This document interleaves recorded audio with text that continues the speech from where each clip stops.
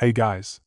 Sorry I've been having problems with my internet these past few days, but here is what if Naruto was Orochimaru's apprentice. In the toss of a coin, destiny is changed. Instead of a demon's might, the power of science is born. Read on as Naruto the scientist, son of Minato, apprentice of Orochimaru, brother to the Kyuubi's jinchuuruki, live out his days. Hit like and subscribe if you like this one, and also please check the author in the description. Let's start. We are pain, that's all. We are God.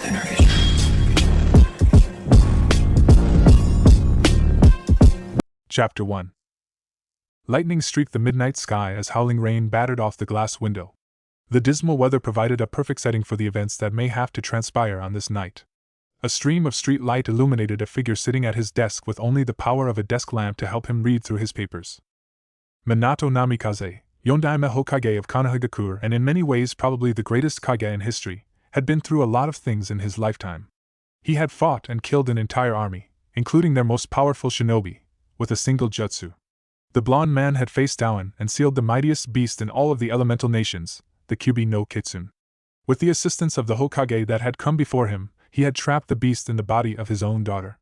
Many in his village now considered the girl their savior. Tonight, however, he had to make a big decision. A decision concerning a cornerstone of his village's strength, and thereby their key to peace. This person, one of those who kept Konoha as the greatest of the Big Five, could be a traitor. Worst of all, it might mean his own son was potentially implicated. Minato never could understand his eldest child. His shinobi record was impeccable, and his way of working and dealing with the lifestyle of one born to kill was that of a consummate professional, even from the beginning. But there was also the fact that he was apprenticed to the possible traitor Minato was waiting for the final judgment on. Minato was proud of his son. He was a shining role model as a shinobi, a top-class ninja and a master of all their arts. The problem was he had never really understood his son, never truly figured him out as a person. In the beginning, Namikaze Naruto had been a happy child. Minato had been forced to leave most of Naruto's early upbringing to his beautiful mother due to Minato's responsibilities to the village. Still, he had found time when he could for the cheerful boy. Then their wonderful daughter Kimiko came a short few years later, in life, for a while, had been truly blessed. Then that damned beast of calamity and destruction had come across their peaceful village. The Kyuubi no Kitsune had attacked their village, and the battle that had taken place had been horrific. Their great power, the one that had nearly managed to destroy Iwagakure no Sato a mere few years before, had been impotent against its unstoppable rampage. Many shinobi lost their lives before Sarutobi, Kami rest his soul, sealed the beast into Minato's daughter at the cost of his own life. After that, everything had changed irreparably. The scar upon their happy family life stayed obvious to even the most oblivious of shinobi to this day. Kushina had begun to dote on her daughter because of her important duty as jailer to Abiju, and Naruto, never showing a hint of resentment for the sudden loss of his mother's attention, had retreated into his father's study. The boy hadn't understood what was going on and latched onto a seemingly throwaway phrase by Minato about the value of knowledge.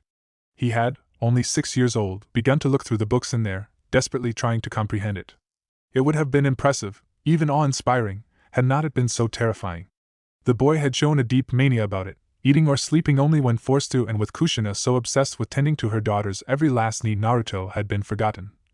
Minato had worked around the clock, and Kushina could not bring herself to let go of her daughter even for a second, all the while Naruto faded away. Until an offer had come from an unlikely source. The man scribbled his signature onto another deployment document, and, after giving up to his worries just this once, dropped the quill. He leaned back in his chair, contemplating deeply about the choices he had made in life, the choices that too many times ended in soul-wrenching regret. "Hokage-sama," a voice in front of him breathed. The aged Hokage jumped in surprise of being taken off guard and straightened his somewhat disheveled appearance carefully. His jounin vest was zipped up and the wrinkles in his pants and famous white coat smoothed out. Sitting up straight, he spoke. "Report, son." The owner of the voice took time to answer. That was not a good sign. Minato felt a stab of worry in his guts instantly at this. His son never hesitated. Minato could only see a bad omen with how the weather was like outside. Suddenly the rain even seemed happy when the windows suddenly rattled even harder with the howling wind. Nature itself seemed to build towards a crescendo. "It is confirmed, Hokage-sama," Naruto replied in the darkness like a disembodied voice. Minato could not feel his suppressed chakra at all. It was like a ghost was in the room. "Shursho, Orochimaru-sama, is a traitor." The worst possible conclusion of the investigation Namikaze Minato had commissioned into one of their most prominent shinobi had come to be. The blonde Hokage placed his elbows onto the table and leaned his head on his hands. The man released a groan that normally wouldn't be appropriate in front of one of his soldiers, but at the moment, he did not care. This revelation meant his son was potentially a traitor too. "What proof do you have?" he asked silently. "I've located a number of laboratories this morning while monitoring him that I never knew existed, and inside." His son's voice wavered for a moment before he took in a breath and continued. "Inside them the work of a madman was evident, Hokage-sama. A menagerie of psychotic experiments, many of them done on human beings. Mitarashi-san was with me as a witness. Hokage-sama, he must be stopped, my master or not, something like that cannot be allowed to continue." The man released a breath he didn't know he was holding when he heard Anko Mitarashi, the oldest apprentice of the two, was there to witness his son's investigation. She was notorious for falling out with her master a couple of years ago. The split was well known and genuine. Anko was reliable in this matter. "Is he fleeing?" Minato asked now. His son had managed to compose himself, and answered directly. "Preparing to Hokage-sama. I request that an Anbu team, Mitarashi-san and myself be deployed to pursue and incapacitate him as soon as possible." Minato allowed his head to shoot up in the direction of the darkness, and clapped his hands to turn on the lights to a flickering burn. His son's long blonde locks, cut in the style of his master but instead fastened in a large ponytail, came into view. It contrasted with the pale white flesh that once was a normal pink until God knows what treatments Naruto had consented to undergo. A stern yet still smooth teenage face stared at him with respect, but you could see there was some torn emotions mingled among the cold pale blue eyes, eyes that were slitted like his master's. His forehead protector was seated on his forehead, the band being a part of what kept his long hair out of his face, along with the band that made the large ponytail spill behind his head and along the back of his loose-fitting snow-white shirt, which was held together at his waist by a maroon sash. Said sash had one strap of cloth hanging down on the side, the end of the strap displaying the Uzumaki whorl in orange. His pants were in the same color as the sash and followed his legs down to the black sandals. His hands were hidden behind his back in attention. The Hokage searched for anything related to hesitation of requesting to hunt down his own master, and found nothing. His son's duty was to his village first, a noble if somewhat detached ideology concerning human life considering his 19 years of age. He thought of the big picture, just like his master, and even shared the man's obsessive nature to gather more knowledge, more power, more means of being that little bit better than before. It didn't stop Minato, used to seeing the uncaring looks on a killer's face, being bothered by how eerily calm his own flesh and blood was being at a time like this. "Are you sure about going yourself?" he asked gently. "I can easily assign Anko-san the duty of leading the mission." Naruto did not react, only stood still as a statue. An unsettling reaction, considering the nature of the task given to him. Minato was equally much unnerved and proud over that his son could keep himself frosty at a time like this. "I am the best to deal with him," Naruto answered after a second. "Mitarashi-san herself will tell you that out of both apprentices I am the better of the two. She is competent, very much so, but I am superior, both in jutsu, in combat tactics and sheer power. What more, I am the one who has ventured deep into Master's authorized research, and I understand how he thinks, Hokage-sama." Minato thought to himself about how Naruto never called him father these days. He hadn't done so for years. However, that was irrelevant at this moment in time. The leader of Konohagakure no Sato weighed his options. To mess around finding a suitable captain for a hit squad, not to mention squad members, was dangerous considering the time frame. Hunting down Orochimaru was probably the most difficult task in the village, even for his fellow Sannin. The Anbu commander, Uchiha Itachi, had offered Naruto a place in the Black Ops several times, something that said a lot even there. That the Uchiha prodigy would make such an offer said it cleanly. He rated Naruto above pretty much everyone in the Anbu at the moment, perhaps even above Hitaki Kakashi. The latter, Minato's former student and trusted right-hand man, was on another assignment right now on the Kumo border. It seemed he had no choice yet, even so he didn't like the idea of pitting his son up against a legendary shinobi and his own teacher to boot. "Approved," Minato sighed eventually. "Take Squad 17 and I will have Jiraiya sent your way as soon as possible. You have permission to kill, but I would prefer if you took him alive for interrogation. Leave the locations of the bases on my secretary's desk."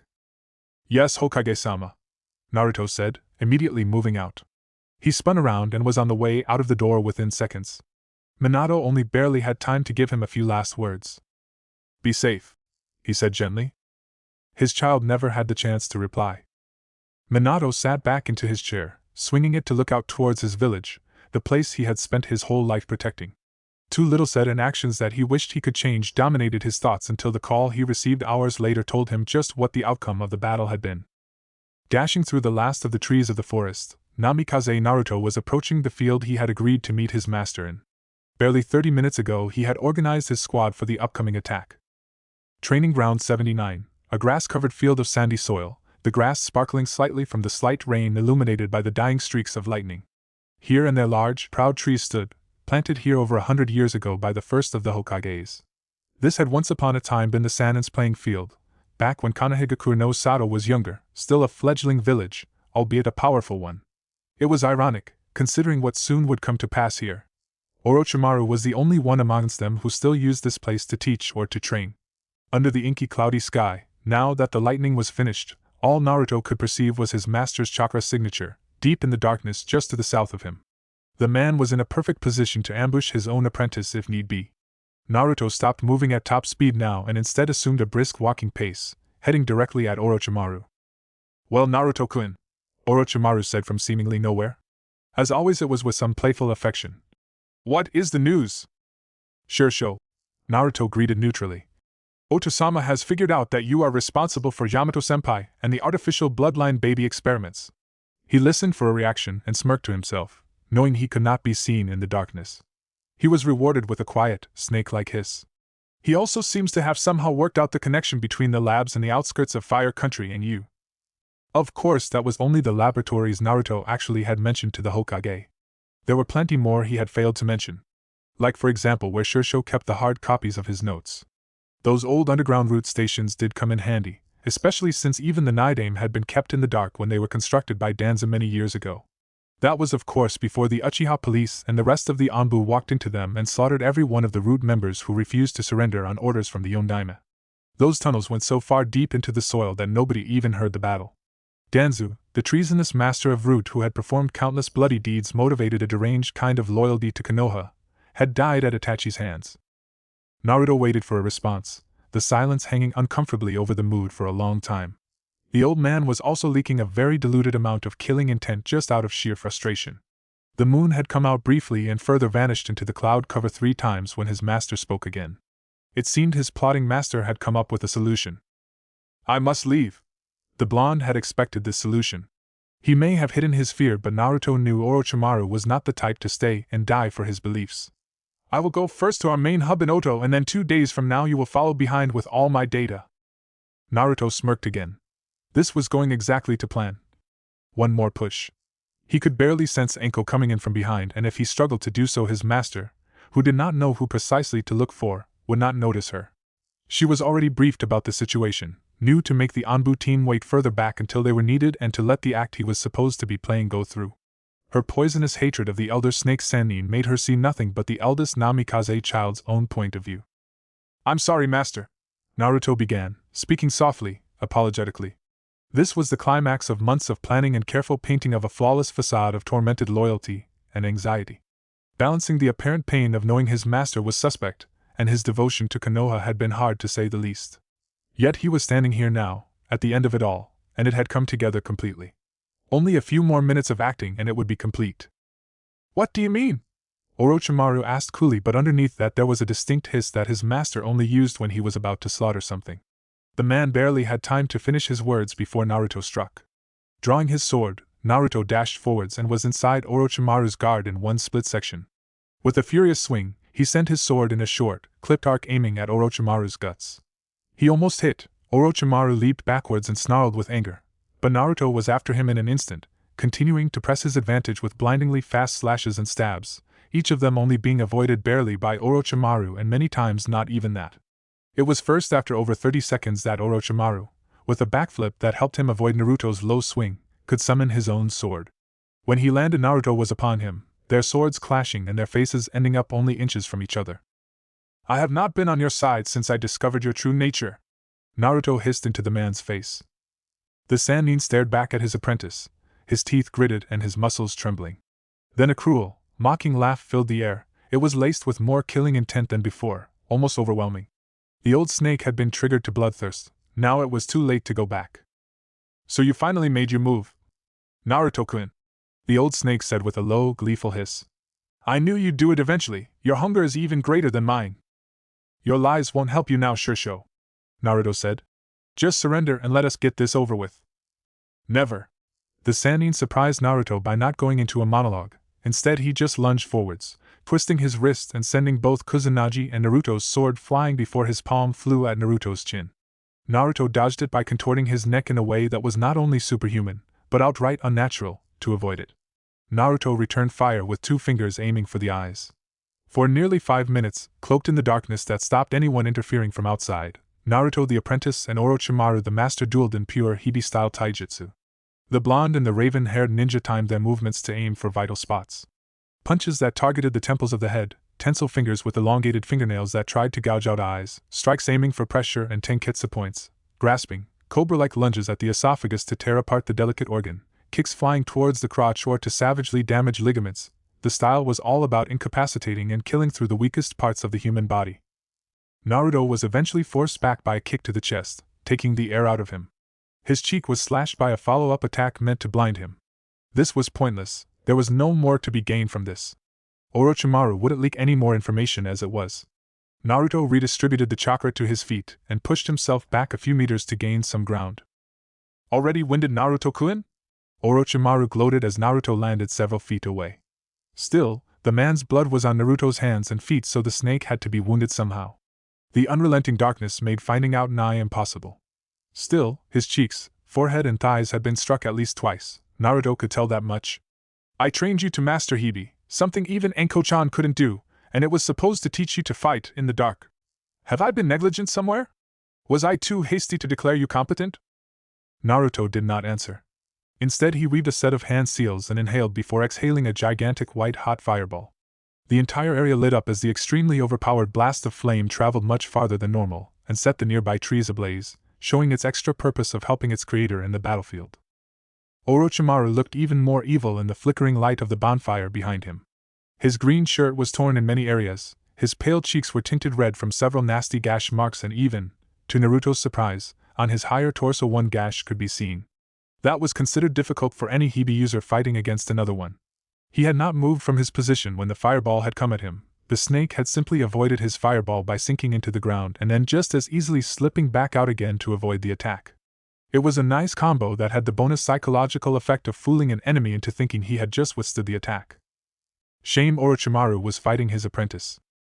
Naughty, naughty apprentice! Orochimaru japed joyfully. Incinerating your master is a bad way to show your gratitude, Naruto-kun. Even with his gloating, Orochimaru's black locks were smoldering, indicating he hadn't been as prepared as he was making himself out to be. Naruto knew what to do now, and that was to keep up the momentum. His master could talk a priest into selling his own soul. He surprised his master by creating a seal-less shadow clone and jumping into the air. His clone formed the necessary hand seals and inhaled with the end result of a gigantic gust of wind that tore the forest apart. The original in the air followed suit, generating another, smaller fireball that exploded in intensity when it came into contact with the hurricane, pinning Naruto's mentor to one spot to avoid being blown away. Orochimaru's arms were not capable of forming seals as they were shielding his face from forest debris, and so this time it seemed that he was devoured by the fire. Nearby, Anko had nearly broken her cover by cheering prematurely. The Anbu team had joined her position and had been more quiet than his overly enthusiastic fellow snake summoner. They were all waiting for the moment that Naruto would need them, and right now it seemed they were surplus to requirements. Naruto was no fool though. His follow-up dispersal of his clone as he landed behind it provided himself some smoke cover that would shield him from his master's move from below, where the man no doubt had retreated with much haste. Sure enough, Orochimaru shot out of the ground with his sword once again in his hand, and Naruto felt the slice of a blade against his shoulder as it tore into his flesh. Naruto's unnatural reflexes contorted his body to absorb as much of the impact as he could. He reacted by channeling some chakra into his open palm where a seal had been painted. With a puff of smoke, 24 shuriken appeared in his palm, laying there in a perfect pile. With a graceful twist of his entire body, he sent the shuriken flying towards his master in one spin. Before they got there, however, he formed another set of hand seals. Those shuriken soon turned into 1,000 and rained down pieces of metal in a hellish storm of razor edges. Now he found himself grimacing at the sound of metal clanking off metal as his master used his skillful sword skills and his kusanagi to swat any shuriken that got near him out of the way. It had been an ambition of the younger jounin to one day inherit the sword and examine the poison that dripped from it, a poison that he himself was immune to after finalizing the snake contract with Manda long ago.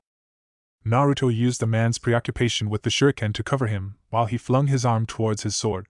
From his sleeves a long, green snake shot out, zooming through the air like a kunai in flight, wrapping itself around his sword, and with another move, Naruto retrieved the blade, the snake retreating into his sleeve once again, and the sword ending up in his hand. His other hand ran along the wrist of the first hand now, touching the seals there, and summoning 4 kunai with explosive tags tied to them. He threw them all with one hand, aiming square at his master, who only just now had finished deflecting the story of shuriken, lighting their fuses with chakra. The explosion was deafening. It shook the ground and made everything in several kilometers radius shiver. Naruto leaped backwards, allowing the shock wave of the explosion to knock him further backwards towards his team. When the smoke cleared, there was nothing left where Orochimaru had stood. All that was a gigantic hole, over a dozen meters wide. Naruto himself was standing over 100 meters away, having slid to a full stop amongst the trees still standing. Then it came, fast enough that it was almost above his ability to follow it. Naruto parried a strike from a sword.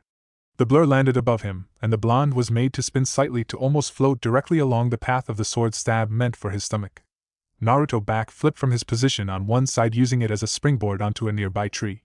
He channeled chakra along the blade and unleashed a great blade of wind at his master. Orochimaru slid some blood from a wound onto his thumbs and made a series of one-handed seals on both hands. The result was 2 giant purple serpents, about 20 feet tall. The attack bounced off one of their hides and decimated yet another of the ancient Shodame's forestry efforts. The snakes attacked, and Naruto found himself being flanked from both sides as Orochimaru attacked from the front. The blonde waited until the coordinated serpents lunged and propelled himself into the air, landing on the one coming from the left, and slashed at its eyes. It hissed as blood poured and fell to the ground, writhing in agony. Continuing his travel through the air, and flick of his wrist stabbed the blade into the tree.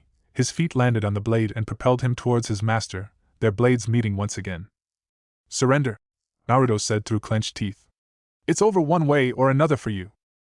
Orochimaru slipped into his intimate space and took the time to whisper. "How confident, Naruto-kun, yet it is bravado only. Your time at being on top of this battlefield is over." His old master went to smack him on the head with the hilt of his sword when Naruto unleashed a serpent from under his sleeve, only for it to be caught in mid-strike and crushed under his master's pale fist.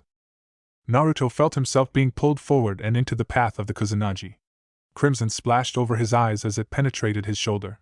He pushed off his master, wincing as his barely functioning pain responses registered the wound as the sword slid back out of his body. He discarded his blade, feeling the burn as he used his hands to form several seals and slammed his hands into the ground. The crater shook from the makeshift earthquake and knocked Orochimaru off balance as the ground caved in a little more, deepening the mound ever so slightly with all the loose soil. Naruto saw his chance and again formed a set of seals and slammed his hand into the ground and stole a massive chunk of loose soil out of the ground. He threw it at the Sannin and then, without thinking, finished with yet another set of seals and unleashed one last but very small fireball that lit the grass on it. The gigantic bomb that was crashing down like a meteor hit the ground and exploded from the impact, covering everything in a huge mushroom cloud of dust because the walls of his crater were so high. Naruto fell back and examined his sword wound. His genetically manipulated cellular regeneration system was already at work as it closed over the wound bit by bit. The bleeding was already, with some pressure applied, slowing to a trickle. The acting was needing a final push. His pain was almost nothing, but he had to force his master to attack. Then he recalled something that would make him do it. "Hokage-sama knows about Otogekyu no Sato," Naruto yelled. He wasn't telling the truth this time, though. The small village where his master had gathered Nuke-Nin and Rouge scientists was one of the more attractive prizes Naruto had set his sights on. "You filthy traitor!" Orochimaru's voice hissed angrily. "You will suffer for this, Naruto!" "No kun honorific?" Naruto knew he had made the snake seethe. A massive gust of wind knocked Naruto over and he was soon met by a burrowing snake bursting out of the ground and trapping him by the waist. Naruto exploded to be replaced by a block of upturned earth. The snake didn't even see the pair of summoned shuriken perfectly thrown into its eyes to blind it as well. As it writhed along the ground in agony, Naruto took his retrieved sword and stabbed it at its weakest spot by thrusting it into an eyeball and into its brain. It crashed into the ground and lay there still, a casualty of 2 feuding summoners of its contract. His master was nowhere, but that was to be expected. Naruto searched what he could see of the tree line from above, and felt the thrum of the ground beneath him, but with the upturned earth his earth-sensing skills were now useless, and even with the light from the fires it was hard to see anything. He assessed his options. Orochimaru, his Shursho, liked to do three things unbecoming of a scientist. One was to murder, rape, and pillage if he got the excuse to. The second was his love of inhumane experiments. They might be scientific in method, but the glee with which he used cruelty was sickening. The third was his love of games, and that love had potentially kept the blonde jounin alive. Suddenly the whole world turned into a hazy purple. The people he loved the most lay dead at his feet. Kimiko with her fiery red locks lay beside his mother Kushina, who held her dead daughter in an embrace meant to save her. The Hokage, his father the Yondaime, lay dead with Horatian kunai thrust through his body. He had seen enough when Rin, the brunette medic of his father's former genin team, seemingly held his foot and cursed him with her eyes. Using genjutsu? Naruto mocked. How unfitting of a monster like you, Shursho. I expected something more than what a genin could pull off with enough chakra control. He formed a single seal and effortlessly removed the genjutsu by surging chakra throughout his body to remove the oppressive energy interfering with the five senses. His world was back to normal, but only for a brief moment, when he felt the edge of a blade touch his spine, and at the last second he twisted his torso to the side, sensing the slice of the Kusanagi passing by him. Naruto reacted like taught, and sent an elbow meant for his master's throat. He was more surprised than pleased that it actually connected. His Shursho was really getting slow in his old age. Naruto had grazed his throat and made him splutter before his neck elongated to lunge forward, baring his fangs. The overexcited Sannin did not take Naruto's younger body and speed into consideration, however, and was surprised when Naruto gouged out one of his eyes with a stabbing move with his hands. The Sannin lurched back in pain with his neck flying back like a demented whip. Nothing in his modified body could remove the pain of a lost eye. The blonde shinobi discarded the piece of matter offhand and rubbed the strange, but not unfamiliar texture of his sensei's blood into his fingers. Orochimaru was covering his bleeding eye with one hand, and his Kusanagi was held loosely but still ready for an attack. Again Naruto had managed to prevent Orochimaru from using any of his powerful ninjutsu, and the understanding of his master had saved him. He had not died yet, but now his backup was a hindrance. The rhythm of battle was firmly even. Outside stimuli was a hazard he could not deal with. Naruto removed his shirt, now saturated in his life blood, and was found to be wearing nothing underneath, where his two major sword wounds bled less than any normal ninja's would. His toned torso already had the signs of previous battles, and his Shursho had added to them. The elder snake summoner was huffing and puffing. His stamina was depleted from being unaccustomed to injury, and his breathing was way off. His chest rose faster than it should have done, and soon the blonde was forming a plan. He could use that technique, he thought as he stared at his unassuming Chikuto. He could use that other one too, but how? He needed a moment, and so he would have to create one. Naruto created a simple academy-level clone with no seals and used it to dash over to his master's blind side. He evaded and shifted between him and his partner, trying to confuse before the real Naruto went off to attack the Sannin's good eye and his clone the blind side. Orochimaru fell for the bait and ruthlessly, with abandon, sent a horde of snakes from his one free arm at his clone. It vanished with a puff of smoke to his horror as Naruto sent off a blade of wind from his weapon. The Sannin dived forward like a drunken lout to dodge the fatal blow, and rolled perfectly even with only one hand to balance himself forward back onto his feet. His sleeve unleashed another horde of snakes that were soon stopped in their tracks by quick thinking as Naruto threw his sword into the air and formed some hand seals rapidly. He spat out a line of mud that grew into a wall of solid earth. The snakes fell into it hook, line, and sinker. Naruto moved to finish off the snakes and made some more seals.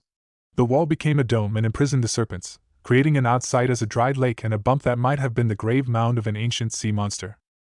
The blonde jounin channeled chakra to his feet and jumped onto the top of the mound he made, and used it to overlook his surroundings just as his blade came to land next to him in the soil.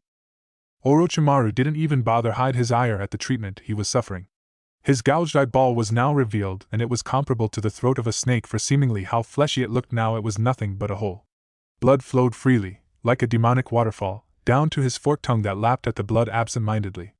It was like being a psychopath was second nature to him. Doton, Katan, and Futon Jutsu? Orochimaru laughed out loud, hiding his agony terribly. Glimmers of insanity haunted his golden eye. You always fought too cautiously, Naruto, like you never listened to me. You think you are my equal, boy, but I know you better than you think. Now you'll pay the price for your betrayal, you two-faced whelp. The Sannin laughed to himself, and Naruto knew what was coming. He made a hand signal for the group waiting to back him up to retreat as his master took some blood from his eye directly, flicking some flesh off with his sharpened fingernails, made the required hand seals and built up a lot of chakra. In a massive puff of smoke what he feared most came forth. Still, the old man had made a grave mistake. Maybe the pain had dulled his thinking, but summoning him without a tribute was just asking to be eaten. The battle was over, several scenarios were figured and assimilated into his next charge. Manda, king of snakes, rose high to overlook the terrain. His purple scaly hide was shiny against the glowing Kusanagi blade of Naruto's former Shursho. His immense size and powerful appearing body were mere calculations for Naruto's final assault. Soon, hopefully, it would be over. "Why have you summoned me, Orochimaru?" the snake bellowed. "Kill Namikaze!" Orochimaru ordered. "No," it replied and swatted his tail at the snake. The Sannin leapt over the lazy attack effortlessly and landed on the same spot he had vertically vacated from. The Sannin was infuriated. Why not? His master was really out of it if he was reduced to yelling rudely at the king's summons. "Did you just yell at me, human?" Manda hissed back at the impudent shinobi. "You have no tribute, and you asked me to kill what will one day replace you when your body finally gives way. He has turned his back on me for power and information," Orochimaru yelled, revealing how deeply his hypocritical outlook on life was entrenched. "He is a coveter of knowledge and has betrayed me to steal what is mine. Filthy traitors who play me are dead to me." Naruto was happy the Anbu team plus Enko was much further away now. He couldn't sense them anymore. They were gone and nobody could question his story now that Orochimaru was finally doing what he did best, talking. Naruto was using the time to gather his chakra and focus his breathing. "It is the law of nature, master," he said. "One must devour another to survive, and today I eat what is yours to further my goal of becoming the greatest shinobi of them all. To do this you need to die." Naruto gestured to the sky. "Isn't that what you taught me?" Manda hissed in approval. His long pink tongue was sharp enough at the elongated points to tear a tree down. "He at least remembers the laws of the snake," Manda said. "Perhaps you should practice what you preach, Orochimaru." The snake started hissing in amusement before adding, "Goodbye and thank you for letting me see you one last time before you die." The snake man blanched as Manda swiped the snake's Sannin again by the use of his tail. Orochimaru leapt into the cloud of dust the snake made as it vanished with a snickering hiss. The moment had come. Time to kill the Sannin and the last of the evidence that he had played both sides of his village. Naruto ran a line of blood in a squiggle along the hilt of his retrieved sword and channeled chakra into it. A black seal started forming from hilt to the tip of the blade. An intricate array of furin started to glow in various colors until it was done. "I'd better keep up with Manda-sama's wishes," Naruto said now. The snake defied him by waving Kusanagi at him tauntingly. The Jounin knew he had taken the bait. Naruto jumped down from the mound at high speed with his sword raised above him. Orochimaru took it head-on before Naruto had even touched the ground and blocked his sword strike directly with his own blade. Naruto landed on his feet, shifted his footing and pushed his sensei's blade upwards. As Kusanagi went flailing into the sky, Naruto stabbed his sword into Orochimaru's shaky leg and leapt back to abandon the blade. A single hand seal later, and the blade started to hiss with smoke. Naruto knew to run and slid underground as the explosion took place. He waited underground as the explosive fuin, similar to the kunai he had thrown earlier but about 10 times as powerful, exploded. The cavern he had made crumbled beneath him from the sheer force, and for about 2 minutes he waited with his hand touching the ceiling of the earthy tomb until he was sure no more shock waves were present, and slid back up to the surface. The devastation was utter and complete. The nearest trees had been annihilated, the ones further out broken and blackened, the outermost had caught fire. The ground was devastated and the air filled with earth and dust. Naruto raised one hand to cover his mouth, coughing as he stumbled up to where Orochimaru had been. He eventually found the epicenter of the blast, his master being nowhere to be seen.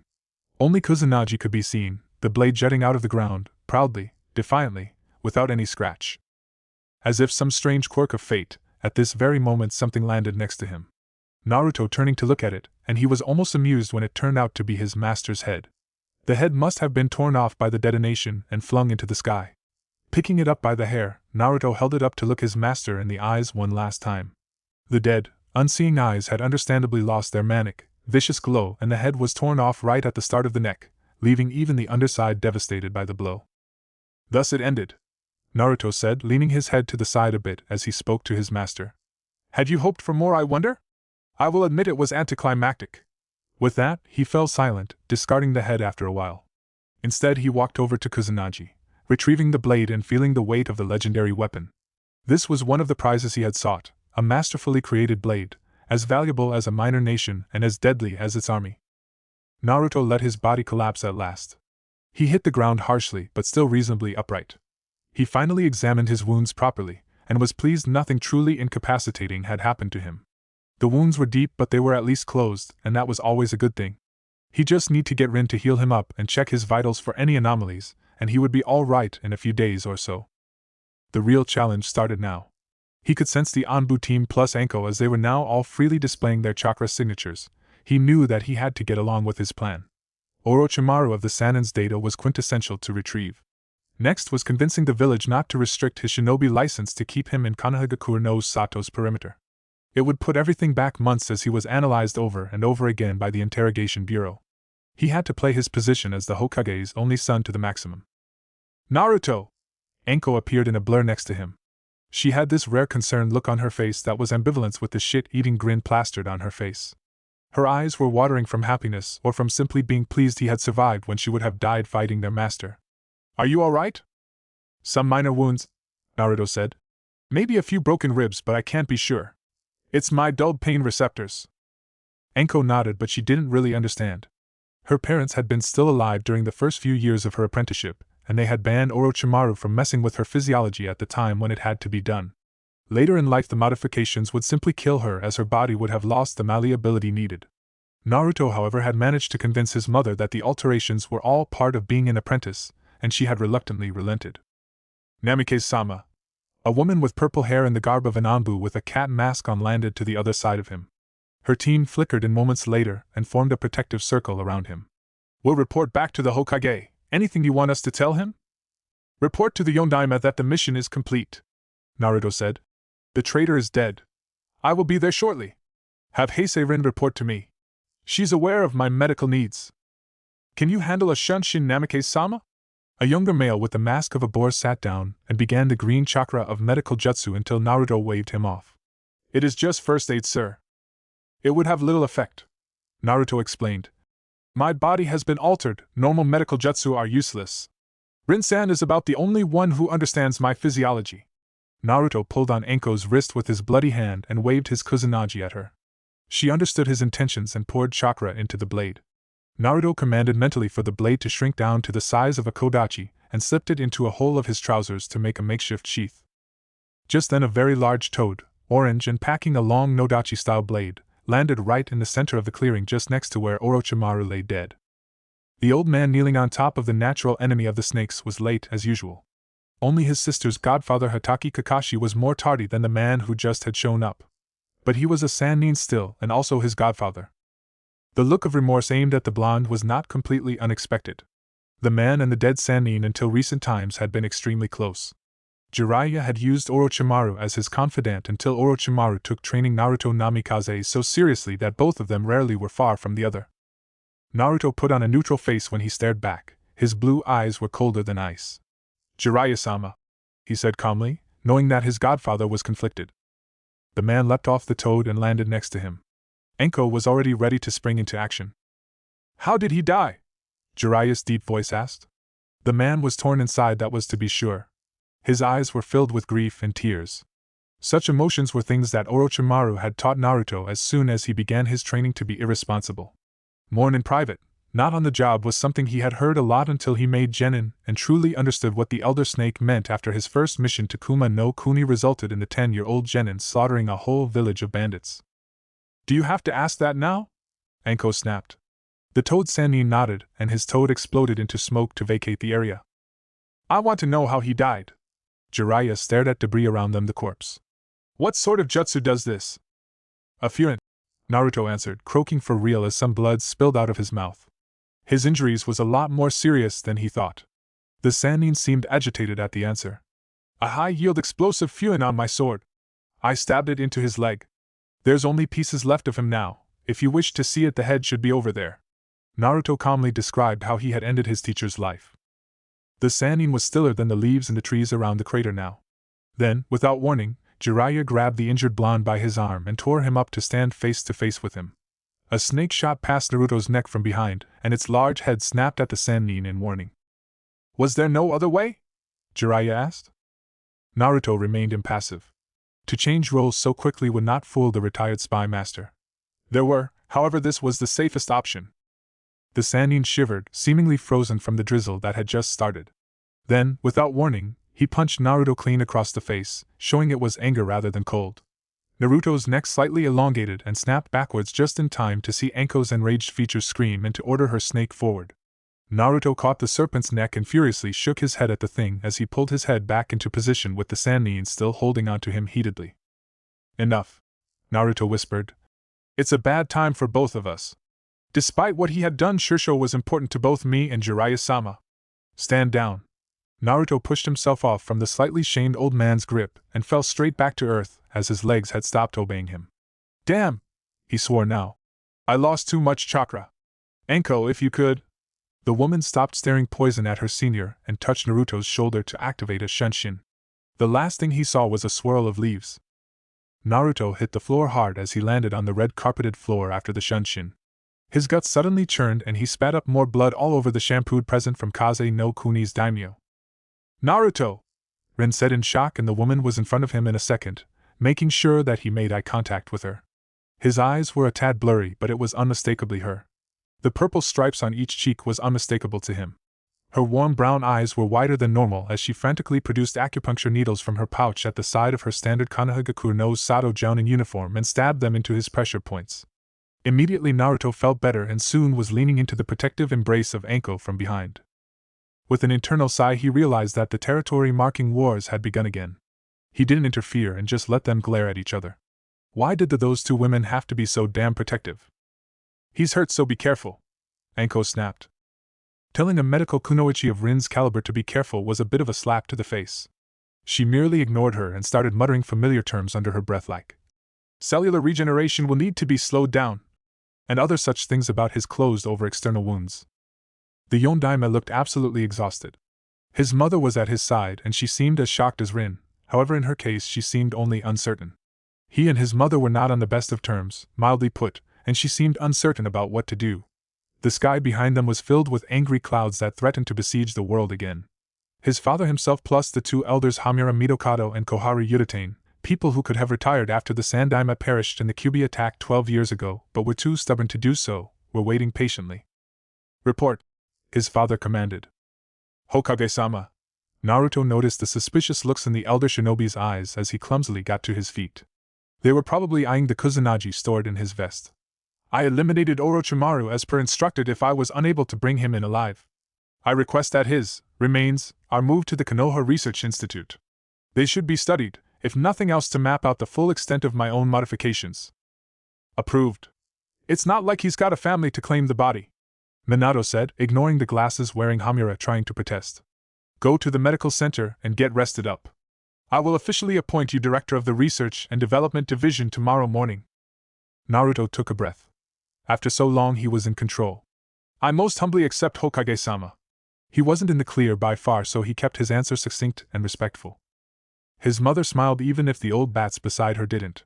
Go get some rest and begin your duties when you can, Minato said. I will summon you soon to discuss the best course of action regarding your master's bases.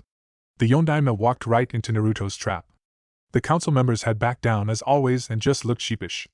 His father was less tolerant of annoying comments than even the old man Sandaime had been, plus it didn't help that his father never associated with them outside of work. Naruto considered trying to be familiar but figured it wouldn't look good to suddenly be affectionate beyond the normal exchanges. Thank you? Chapter 2. The slow, dripping sound of water outside became a steady background choir for Naruto as he looked around the spacious underground chamber. It was a large room, filled with vats, tables, diagrams, and countless other samples of the paraphernalia of science. A single, red light panel in the ceiling illuminated the room and gave the place a hellish glow, a flickering, faint glow which were reflected in the large vats. Naruto quietly moved through the laboratory and methodically checked the equipment.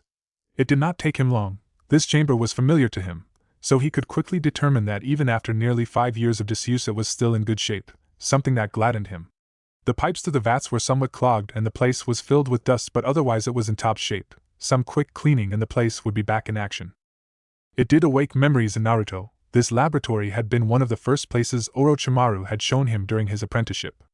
Only 6 years old at the time, Naruto had been introduced to the world of science in this very room by his new teacher. Biology, chemistry, physics, ninjutsu, seals, even things such as psychology. Orochimaru had shown it all to the young boy. Naruto opened the lockers at the far end of the room now and was making a list of all the chemicals that he needed to procure to have a reasonably well-stocked laboratory. As he rapidly scribbled down the lacking components in a notebook he had brought along, he remembered the first time he had been here. At the time of his apprenticeship, Naruto had been a confused and sad little child. The incident with the Kyuubi incident, and its subsequent imprisonment in his little sister, had thrown his life into chaos. His father had hardly even been home for months, and his mother had focused all her attention on little Kimiko, the whole debacle having made her violently protective of her daughter. Naruto, however, had slipped between the cracks and been forgotten in the chaos. He had been smart enough to realize at least some of what had happened, and what he had understood had made him pull away from the rest of the world. His mother didn't have time for him, and Naruto hadn't wanted to be a bother. The child had instead gone into his father's study and begun to read. Everything that had happened was confusing and strange to him, and Naruto, believing that there was good reason for why his mother didn't even notice him anymore, had become determined to figure it out. For months he had been hiding in the library, reading everything he could come across. It was a silent testament to his accurate analysis of the situation that it had taken his mother months to notice that Naruto never left the study other than to eat, if even then. With the list finally done, he made one final check of the place before he shut off the lights and left the room. Closing the door via a secret switch, he watched how the wall slid back into place, soon having become a seemingly solid piece of the long walls of the catacombs he was in. Channeling chakra into his feet, he began to move through the damp hallway, his feet touching the water below them without any sound or movement. This made his journey almost ghostly in its silence. Orochimaru's offer to take him in hadn't been one Naruto had leapt at. The snake scared him back then. Yet he had offered Naruto knowledge. Coming into the study where a disheveled and bleary-eyed Naruto had been sitting, Orochimaru had smiled, sat down a few feet away and begun to talk. He had spoken of what had happened to Kimiko, how it worked, how the seal on her stomach had caged the demon, separated its chakra into its yin and yang components. In as clear, understandable terms as possible, Naruto had been told what had happened, yet he had only understood parts of it. When Orochimaru had been done, he had smiled once more and asked Naruto a question that remained with him to this day. "Do you want to understand?" was the question, Naruto accepting without hesitation. And the old snake had been like water to a parched throat for him. Even if Orochimaru was anything but loving or caring, had at least been nurturing and stimulating. Working from the principle that the greater the challenges, the greater the gains, Orochimaru had pressed Naruto to the limit. Through intensive studying, clever riddles and puzzles, hints made to trick Naruto into learning, and harsh sessions of mental and physical training, Orochimaru had shaped him into a copy of himself. The snake expected unquestioning obedience that surpassed even one's self-preservation instincts, but in return he gave knowledge, skills and abilities beyond any other shinobi. Naruto had been a genin by 8, a chunin by 10 and a jounin by 13, only the genius child of the Uchiha clan, Uchiha Itachi, being his peer by then. As he got to the end of the long corridor he had been walking through, he came to a flight of stairs which he swiftly ascended. Unlike his Uchiha peer, Naruto's successes had been hidden, even from his parents. Orochimaru hadn't made him into a fighter as much as a scientist. Indeed, many of the things that had motivated his sensei's praise and recommendations to the Hokage were things only select few people could even understand. His parents weren't fools. Minato had created not only one but two jutsu that were both worthy to be called masterpieces, but the esoteric and abstract studies Naruto focused on were largely riddles to even him. As part of his Jonin exam he had shown how to create tattoo seals that would regrow even if they were damaged by wounds to the flesh they were marked on. His father had been intelligent enough to see how valuable it was but couldn't even begin to understand the mechanics behind it. In fact, he wasn't even interested in understanding. To Minato it was a tool to be used, nothing more, and Naruto had gotten a pat on the shoulder and the rank of Jonin for it. That was the moment he had begun to chafe under Konoha's lead. He had become more and more annoyed with how they casually dismissed the sciences he devoted everything to as nothing but a tool. The unraveling of the mysteries that had been constant fixtures in mankind's lives, the understanding of the world around them, the gradual comprehension of reality itself was nothing to most of the people in Konoha. He wasn't like his master, however, that he believed this to be reason for betrayal. Naruto knew where his loyalties lay, and they were with Konoha. The fact that he saw knowledge as something with a value in itself, and that they didn't, was not nearly enough of a reason for him to betray his village. The cost was too high, and the gain would only be an idealistic one. Naruto pushed open the door at the end of the staircase and soon came out into a small, cramped room filled with tools. Grabbing a bag of take-out food that had been standing by the door, he walked across the room and pushed open another door, coming out into a side alley in the middle of Konoha. The day was bright and sunny, with birds singing, a gentle breeze, and all those things that would make people say, "What a lovely day!" ad infinitum whenever they needed a reason for small talk. Still, The fact that Naruto wouldn't betray Konoha didn't mean he couldn't salvage his now dead master's secret network of laboratories, secret bases, and troves of knowledge for himself, and by extent, Konoha. Even if he's have to be careful about it, he could funnel the discoveries made in those places into Konoha. He would have done it openly, were it not for the phobia of science that the revelation of his master's misdeeds had caused in Konoha. People had gotten the idea that science was something inherently bad that would make you kill babies for fun, and Naruto had spent the weeks since his master's death fending off random accusations against the science department he now was the head of. At some points the Hokage had been forced to command the shinobi police to remind the people that assaulting shinobi departments equaled an act of treason, something no shinobi village, not even the Yondaime Konoha, tolerated even one bit. Fortunately, the situation had never escalated into lethal violence, but some of the more rabid hate-mongers were now getting to spend the coming years in jail, having been convicted for sedition. Naruto used a small jutsu to clean himself of the smell that hung around him, and when he came out of the alley he set his headings for the science department, a small, rectangular building near the outskirts of the city.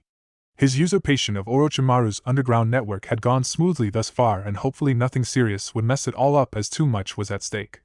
As he opened the door to the laboratory he was met by one of the assistants, a shrewd young boy, 15 years of age, whom Orochimaru had rescued from an obscure existence in the medic program, named Yakushi Kabuto. "Hey sensei," the silver-haired, bespectacled boy said with a smile as he passed Naruto by in the lobby, holding a clipboard in his hand. "Good you came," he continued. "We've had some problems isolating the components of the latest batch of samples." "I'll be with you in a minute," Naruto said, wondering what had happened now, and Kabuto left. The boy was only a few years younger than Naruto and very sharp, not to mention his skill as a scientist, medic, fighter, and not the least, hiding all those skills. Naruto didn't know what his master had intended to use Kabuto for, but he was glad that he had managed to draft him to his cause. With a dozen people like Kabuto he could revolutionize the department.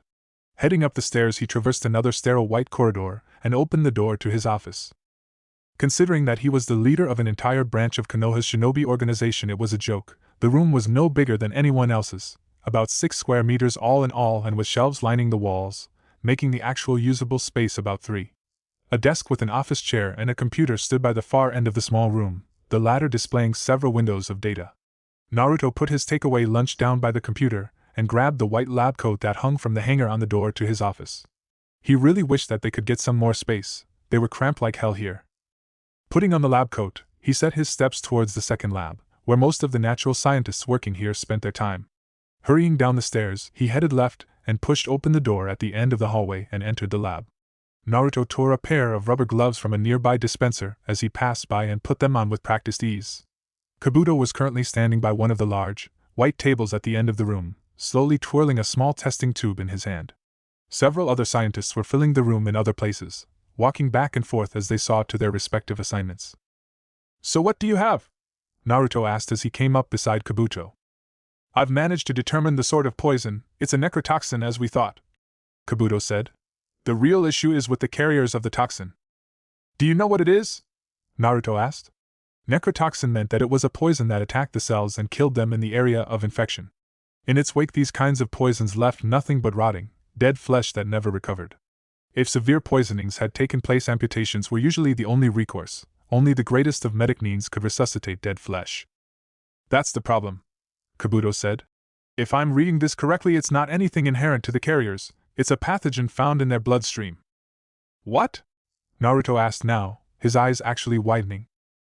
"I've got the enzyme analysis, the bacteria culture results, and the DNA analysis right there," Kabuto said, indicating a pile of documents on another desk.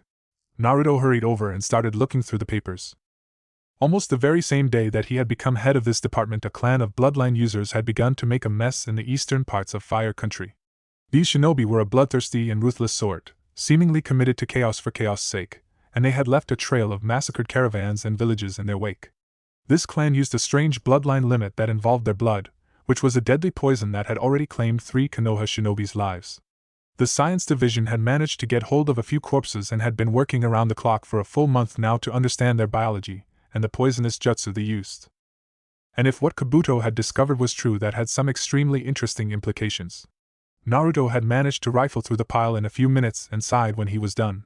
Kabuto was right, it was a pathogen, a bacteria foreign to their bodies, that was the cause of their blood's lethality. "Doesn't make sense, right?" Kabuto asked from the bench where he was. Naruto realized now, doing a double check of the initial analysis to see if they had made some mistake that would have screwed up the later, more extensive and in-depth analyses. It does, Naruto said. Partially at least. It's a chakra bacteria. Perhaps the bloodline limit evolved as a defensive reaction to a disease of some sort, and the bacteria became a part of their natural bacterial flora. Perhaps they are merely carriers of the disease and the techniques they use are simple clan techniques.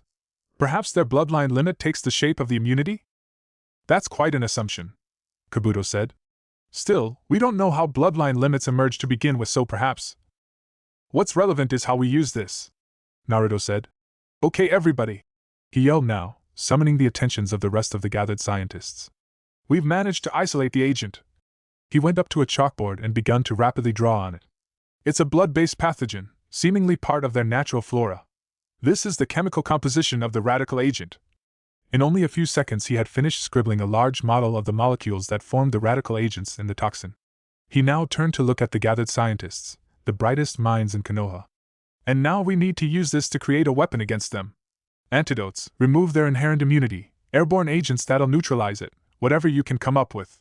Cooperate all you want and need.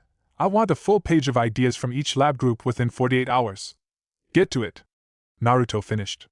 This was the most irritating of the researching part since it was so uncertain. Now they knew what it was, the question was how they were going to deal with it. This was a way of getting ideas that he preferred. It gave the teams a chance to shine, and gave him several angles of approach. Kabuto, Naruto said now, inform the Hokage that we've determined the nature of the bloodline. When you get back, you're with me. Yes, sir. Kabuto disappeared in a moment, using Shunshin to head to the Hokage's office as soon as possible. If there was one thing Naruto valued highly, it was efficiency, and Kabuto aimed to please. It wasn't a matter of sucking up as much as adapting flawlessly to the standards that were being used. Rolling his neck, Naruto set about to work on ideas himself. The hard part was over, and now all they had to do was to wrap it all up. Naruto sank down on one of the footstools standing by the bench and began to look down into the papers. His mind soon began to submerge into the pure, focused state of mind where nothing except him and the problem existed, the state of mind he called home. Kabuto appeared in the corridor outside the Hokage's office in a puff of smoke. He knocked on the door as soon as the smoke had cleared, eager to get back to the laboratory. After a second he opened the door and stepped inside. The office made Kabuto slightly astonished. He had been here before, many times, but the sheer size of the place, when compared to the cramped little locker that his master called office, was incredible. The room was easily as big as two of the science division's laboratories taken together. It was annoying to Kabuto. If the mightiest man in Konoha had this kind of space, why was the man who gave Konoha truth itself, one of the most valuable commodities a shinobi could have, given what amounted to little more than a locker to sit in? The Hokage, am I disturbing something? Kabuto asked mildly, slipping into a practiced mien of submissive friendliness. I can wait. No, come in, the Hokage said. Have you made any progress with the poison? We have, Hokage-sama, Kabuto said as he walked into the room and saluted the man. Namikaze-sensei wanted me to report that we've managed to isolate the radical agents and determined its origin. Keep going, the Hokage said. It was frankly almost pathetic, Kabuto thought to himself. The mighty Yondaime Hokage of Konoha was like a child with the open anxiety in his eyes now. His heart was laid bare as soon as you mentioned something where his estranged son was involved. Despite Kabuto's lack of personal investment in Minato or indeed actual loyalty, his was aimed towards Naruto-sama. It was disconcerting to see the mighty Yondaime Hokage so open, so frail. After some extensive tests, we have determined that the cause of the toxin is not the blood itself, but a pathogen resting in the blood, Kabuto explained. They are carriers of a strain of bacteria we've never seen before. Namikaze-sensei theorizes that the purported bloodline is in truth merely a combination of their immunity and clan techniques developed to make use of the infections that now have become a part of their natural bacterial flora. Impressive, Sarutobi-sama said with a small whistle. That explanation makes pretty good sense too. Thank you very much, sir, Kabuto said, pretending to straighten up a bit at the praise he was given. With the Inuzuka matron in the room, he couldn't help but being nervous though. They could smell someone's deceit easily, and he was glad that the smell of disinfectant and laboratory was surrounding him. We are currently revising methods of combating the poison, and we'll have a list ready in 2 days in case you want a copy. Either way, we'll start producing whatever solution we've created within the week. Thank you for your hard work, the Hokage said. Be sure to pass on my congratulations to Naruto as well. I'm sure Namikaze-sensei will be gladdened by the Hokage's praise. Kabuto said. Now came the part he really had been looking forward to. How is he doing? Minato, suddenly out of protocol, asked Kabuto.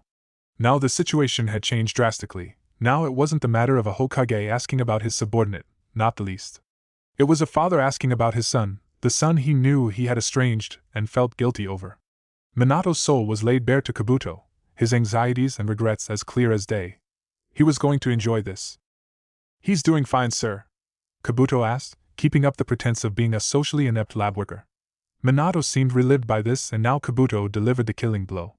Without a family or anything else to distract him, he's devoting everything to this job, and I can safely say it's my honor to work for him. The Hokage visibly flinched now, Kabuto's words about Naruto having no family cutting him all the way into the soul. Suppressing the small surge of triumph inside him, Kabuto bowed to the Hokage. Too easy, pathetically too. Do you have any more questions, Hokage-sama? He asked with the same friendly tone, and witnessed how the Hokage only shook his head, seemingly not trusting his voice. Dismissed, the man said after a few seconds, and Kabuto bowed to the Hokage again. Yes, sir, he said with a snappy salute. We'll keep up the good work.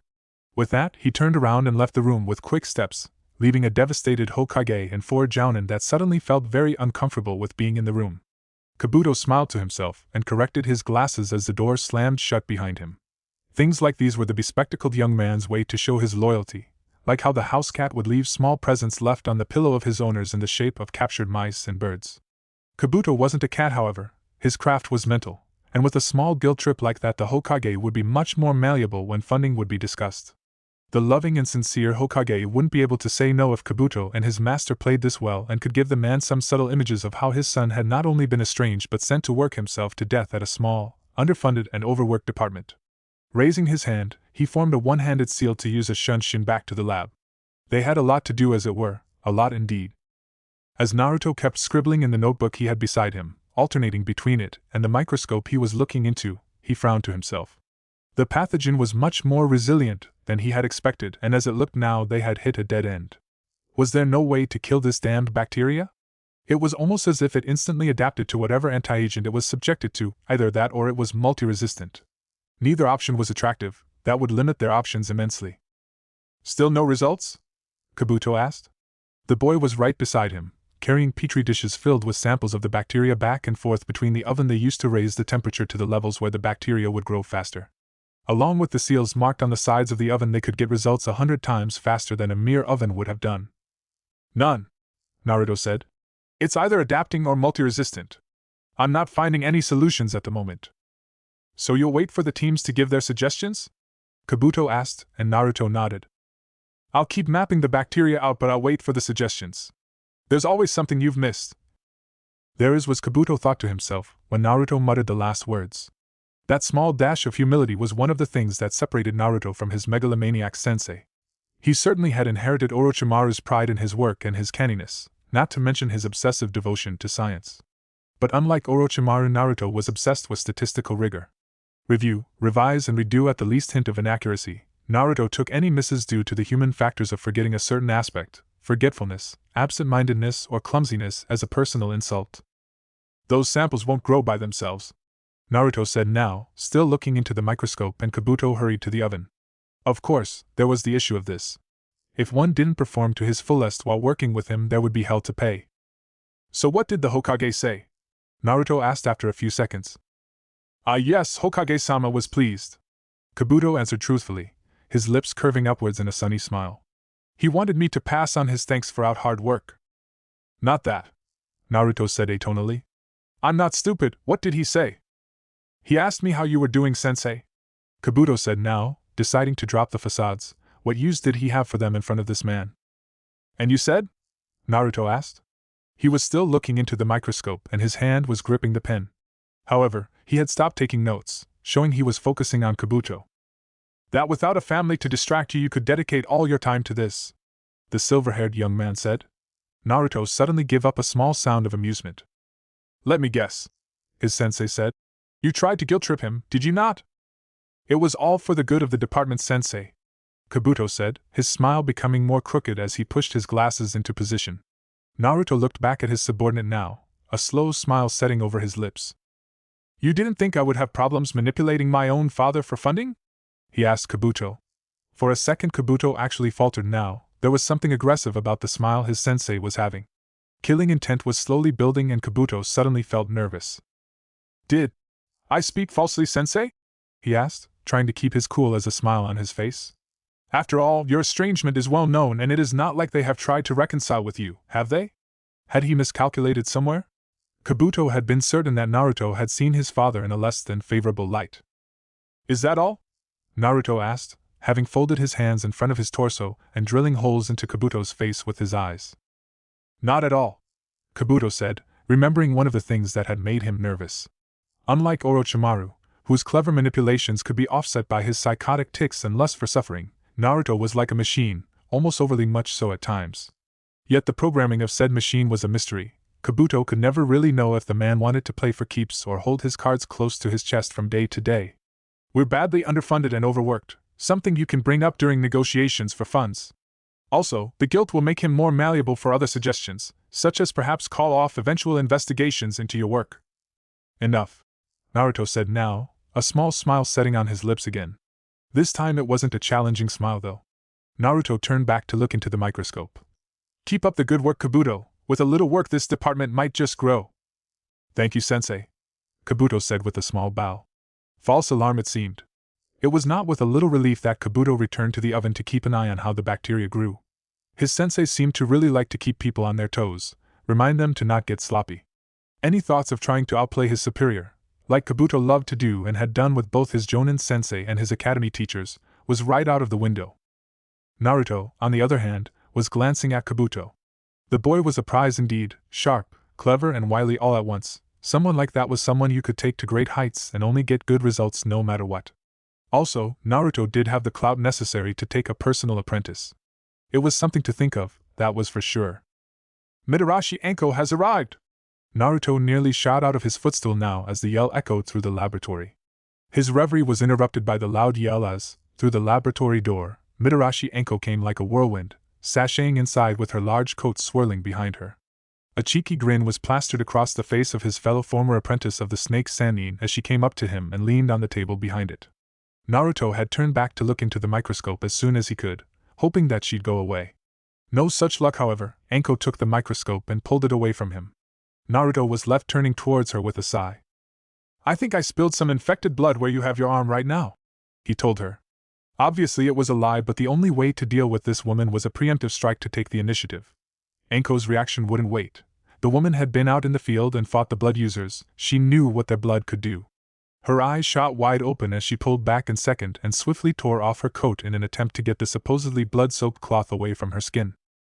Naruto idly noticed that she still had only a fishnet under the coat. Anko's horrified look lasted only for a second more before she noticed Naruto, who now was leaning his elbow against the bench, his hand up to support the side of his head with 3 fingers as he looked at her with a smile. One of his legs was resting on the knee of the other, and his very presence radiated smugness. Kabuto had noticed this as well, and the young boy was doing all in his power to not start laughing. You're a dick, you know that? Anko told him now, fishing up the coat and putting it on again. Not with any great hurry though, the other scientists had turned to look too and they all seemed very interested by the sight of Anko's choice of clothing. Still, who cared? Was there anything special you wanted? Naruto asked mildly. This was one of the few irrational hobbies he had. To annoy and to trick Anko was something he enjoyed immensely. It was her personality really, her over-the-top attitude and cheeky behavior made it so enjoyable to make her lose it. Anko flipped him off and slapped him over the head. When are you done here? She asked, adjusting her coat. It's my birthday and I need someone to booze with. Now that Naruto had not expected. He was somewhat taken aback by her blunt and seemingly careless admission. Anko was an orphan, one of the many left in the wake of the Third Shinobi War, and by virtue of being a fellow apprentice Naruto was one of the few who could say he stood the woman close. Still, that she'd come and ask something like this was new to him. What about Yuhi? He asked, thinking of the red-eyed Chunin Anko had befriended a good while ago. Any of your teammates? Anko rolled her eyes. Kurenai's got her ass full with studying and would drag along a book to booze, she told him. Also she goes out like a light in a second. Sides with me being Orochimaru's apprentice, half of those I could drag along would expect me to poison them. Is that so? Naruto said. He really didn't want to leave his work. He had made good progress thus far and saw no reason to quit now.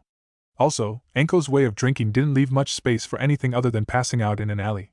What about the other half? He continued now. Enko's response was a sour look. Well, I'm asking you, she said now. For the love of Kami Naruto, she said loudly now. You've been holed up in here for weeks. I've hardly even seen you. Is it too much to ask that I can at least take a drink with you on my birthday? Very well, Naruto said now. When she put it that way, it wasn't really an option to talk back. Does beginning at 8 work for you? That way he could wrap this up and finish for the day. Enko smiled at him now, having changed track in her emotions in a second straight. With the smile staying, she slapped him on the back with a cheery expression on her face. Good man, she said happily. Maki's at 8, be there. With this, Enko turned around with a swirl of her cloak and walked out, making sure to let her hips sway for the scientists as she left. Naruto slowly shook his head as he dragged back the microscope and peered into it. Enko would probably never change. Bipolar, nigh sadistic and hedonistic, his fellow apprentice was in many ways his polar opposite. Still, Naruto wouldn't deny that she was skilled at what she did. Orochimaru had molded Enko to be a fighter, a warrior and a killer, and that was what she was. Also, after the Kyuubi incident and Naruto's subsequent apprenticeship to Orochimaru, Enko had been one of the reasons he had kept his morals. Naruto wasn't blind or foolish, but he knew that morals were relative things. With hardly any contact with his family or indeed the rest of Konoha, Naruto had been left alone with the snake and his other apprentice. A few years older than him, Enko had been a lifeline for him to normality and to sanity with her constant cheekiness and cheer. As irritating as she might be at times, Naruto did appreciate her, much like how he appreciated Kabuto's aid here at the laboratory. Minato Namikaze felt like a scumbag as he left the office for the day. Closing the door behind him, he stretched his neck and began to make his way through the crooked hallway. His eyes were downcast as his feet automatically found their way through the hallway and down the stairs that were at the end of it. Minato didn't believe that young assistant had been intentionally harsh with what he said. From what he had been told, and what he had seen, Kabuto was the quintessential harmless geek, a socially awkward bookworm who didn't have a malicious bone in him. Yet, his comment had cut Minato down to the bone. With no family. It hadn't been the comment itself as much as the many things Minato had realized from it. Things came together for him in seconds after the young assistant's comment. Throwaway comments by other villagers, the whispered rumors he had heard, things that hadn't made any sense up until now. For one, so many people referred to Kimiko as the Hokage's child, amongst other titles. He had always been perplexed by it, and guessed it was a turn of phrase or something. Now he wasn't sure anymore. Was this how Naruto was perceived in Konoha these days? That he was ostracized and cut off from his family, no longer a part of it? Did Konoha see him as the black sheep of the Namikaze family? Orochimaru hadn't been popular in the village, being considered a ruthless and immoral person by most of the villagers. Minato had thought that he had seen something different in Orochimaru, though. That had been why he gave Naruto to him, as a way for Orochimaru to prove himself. Yet now, Orochimaru had been all that people had thought he had been, and his son was tainted by the guilt of association with him. Had it gone so far that people thought he had ostracized his son? Put him into a dead-end employment to keep him occupied and under control? Minato knew the science division was considered the lowest of the divisions in Konoha. Real shinobi were meant to be out in the field, not looking into microscopes all day, an employment that was often seen as a dead end for the bookworms. It was with a deep sigh that Minato stopped by the bridge that crossed the stream going through the city. Leaning on the railing, he looked out across the water with his arms folded on the railing and his head resting on the arms. Not in his wildest dreams would he have guessed that this would happen.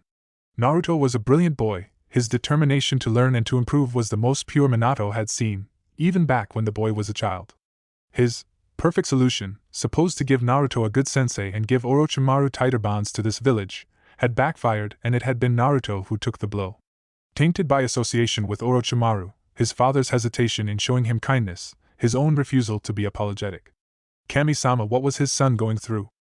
At 6 o'clock Naruto decided to go home. They had achieved enough for today, having discovered the secret behind the poison and started working on possible countermeasures. 12 hours of hard working did take its toll, even on trained shinobi, and Naruto didn't want anyone to mess up. When working with highly toxic blood, he had decided to take safety first. That meant that they'd work in 3 shifts from now on, each covering 8 hours and keeping the wheels constantly spinning. As Naruto made his way through Konoha, his mind was spinning with possible ideas for countermeasures and the appliances of them. It amazed him that he had thought that the hard part had been over. The weakness of this damned bacteria kept eluding him. Still, great discoveries weren't made in a day, so he'd have to be patient. Also, with the lab that was lying below the city, waiting for its master to come back to it and resume its usage, he'd have a lot to do in his spare time from now on. Personnel would be impossible to get for it, he'd instead have to do like his master and make sure it was automated enough to be of use. There was no way he'd be able to use the lab to full capacity. Still, Naruto actually felt an eagerness he hadn't felt in a long time about this whole thing. After several weeks of passiveness and struggling with the slight budget and staffing problems Konoha's research and development division suffered from, it was good to feel that he was starting to recover some of the massive amounts of available capacity he had had during his master's time. The fools of Konoha feared science these days, thought it a vile and destructive power. Science was so tightly linked to Orochimaru these days that any scientist would be seen as virtually the same as him no matter what. The only development people wanted to see was that of singular shinobi developing their own jutsu through years of experimentation. Pointing out that that kind of development was the slowest and most inefficient possible only made them lash out. Evidently efficiency was associated with evil too. Sometimes he hated people, their ignorance and stupidity irritated him to the point of teeth-grinding frustration. He knew that logically speaking it was to be expected, their fears and suspicions about Orochimaru had turned out more correct than anyone would have wanted. Yet, it didn't stop the fact that people were looking at him and his employees with wariness and suspicion these days. It was almost like they had become the village pariahs. As he got to the apartment building where he lived, he fished out the keys out of his pocket and checked the mailbox. Seeing that there was nothing there, he walked up the stairway, avoiding a cat that came running down at the same time as he was walking upwards. It seemed that the old woman at the end of the hall had left the door open again. His apartment was one of the standardized ones with about 40 square meters of space. The left part of the cross-shaped hallway led to a large bedroom that doubled as living room and with windows against the east where the sun would rise. Naruto had also put in several bookshelves and a work desk there. The bathroom, positioned to the right, was quite small, only barely fitting in the shower, sink and toilet, but at least it was newly renovated and clean. Several lockers made up the walls in the hallway and gave ample storage space where he kept his uniforms and clothes. Due to his limited amounts of clothes, he had even managed to store some books there too. Straight ahead was the kitchen, lying in a room shaped like an L with the dining table hidden behind the wall. Naruto had moved into this apartment about 4 years ago when he had started to earn enough from the missions and work his master did that he could get his own place.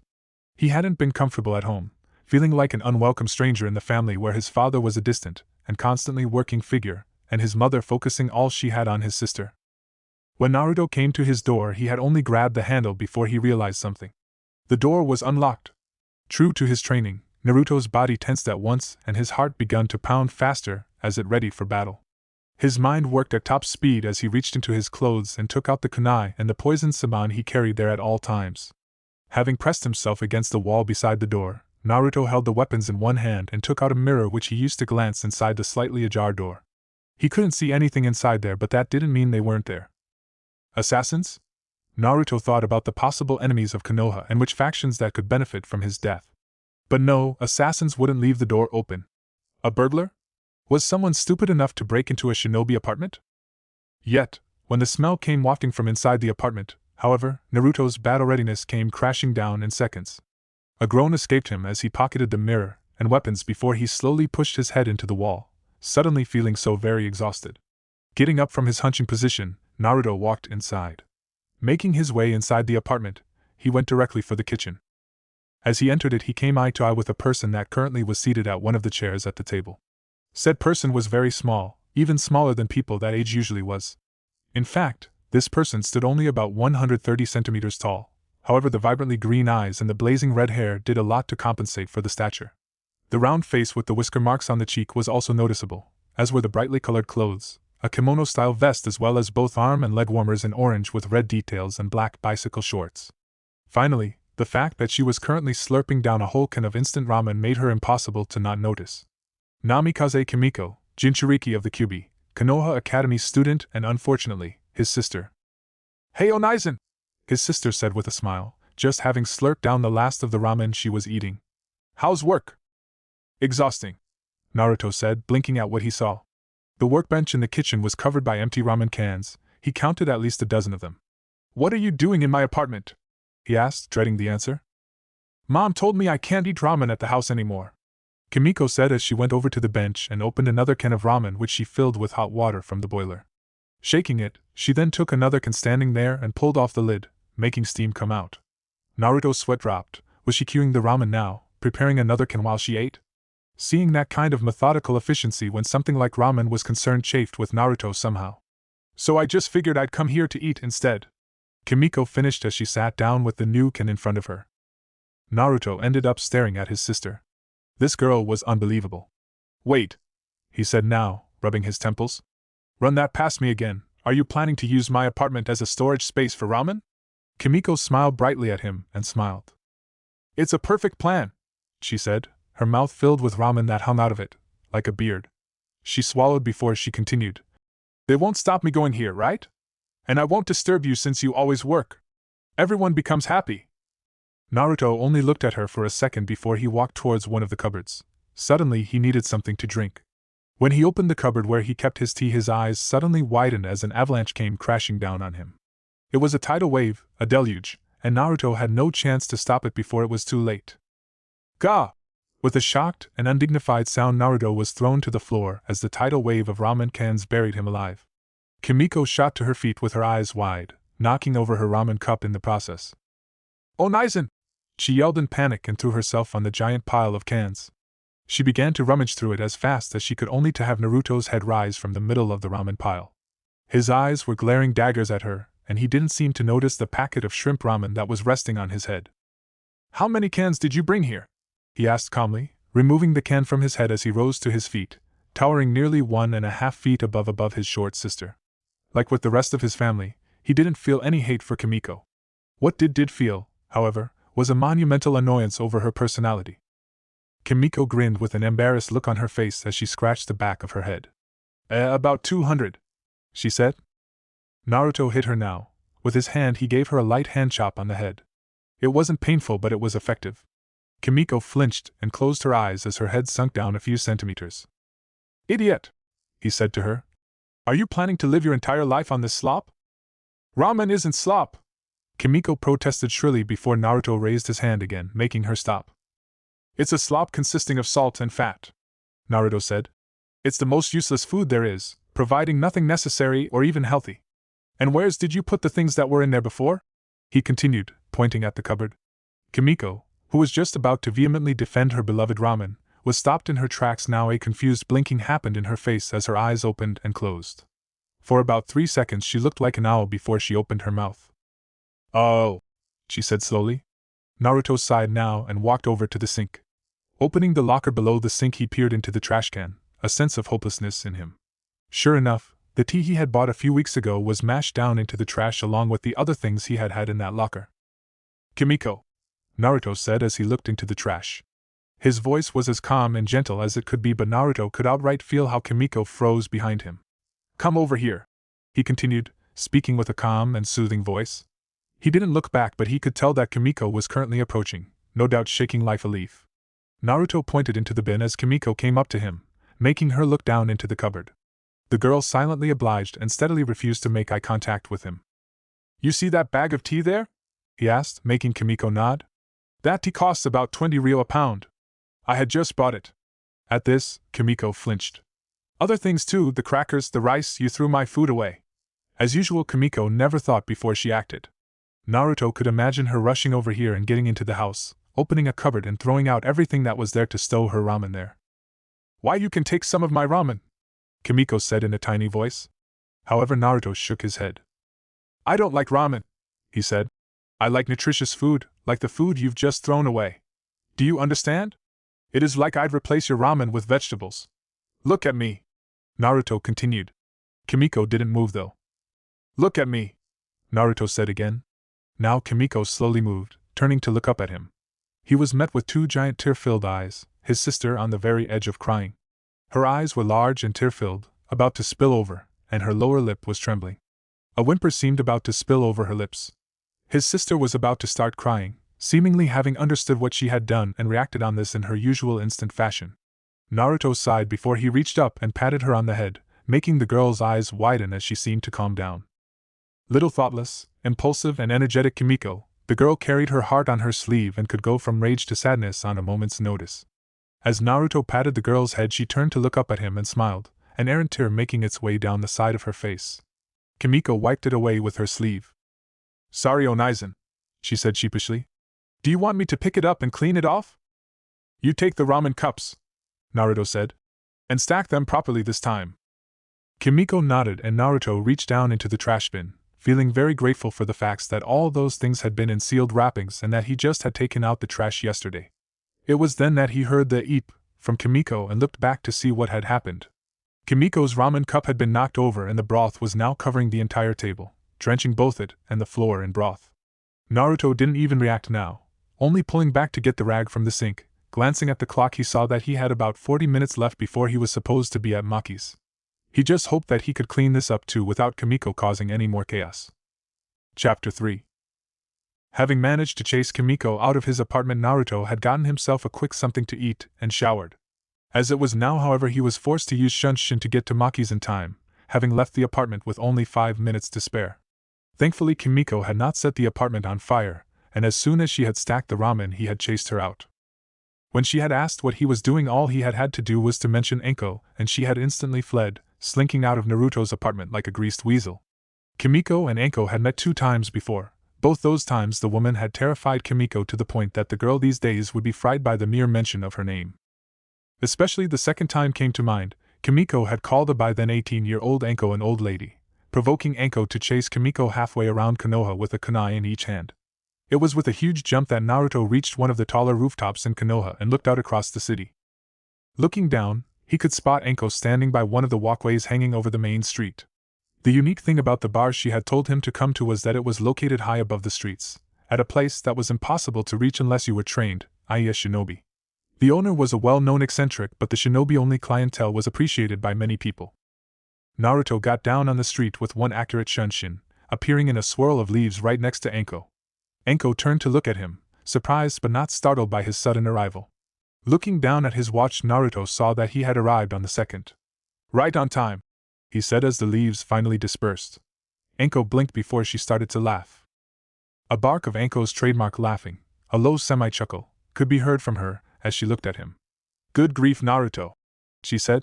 You've gotten that anal about appointments? She laughed again after this, seemingly already a bit tipsy. Naruto only shook his head though. It was Kimiko, he said dryly.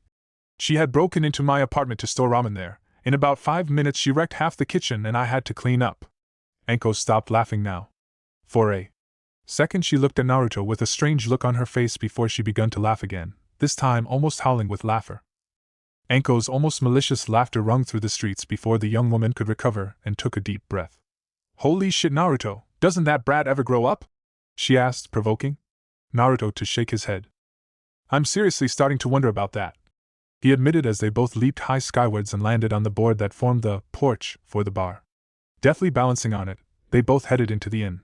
It was a large, circular room with several round tables arranged in 2 circles, the smaller inside the larger, and the smaller positioned on a lightly raised part of the floor. In the middle of the room a giant pole went right through the building, being what held the bar this high up in the air. At the far end of the room the bar was located. The mood inside the room was quite dampened, the lights were dimmed and the volume was low. About 2 dozen shinobi sat scattered in small group amongst the low tables, seated upon the pillows used to sit on. The smell of cut wood inside the house was thick, giving the place a distinct but yet mild smell that to Naruto's enhanced senses was quite refreshing. The soft fragrances, the dim lighting and the music played by an old man holding a shamisen made this place an oasis in many ways. Here shinobi could retreat to a place where the senses were dulled and soothed, a place of rest and comforting emptiness. Naruto could spot several ninjas he recognized. In one corner, sitting alone, Marino Ibiki was seated, sitting with his back against the wall, one leg pulled up to his chest and the other stretched outwards, the table beside him and several sake bottles lined up on it. As usual, his grim face was unreadable.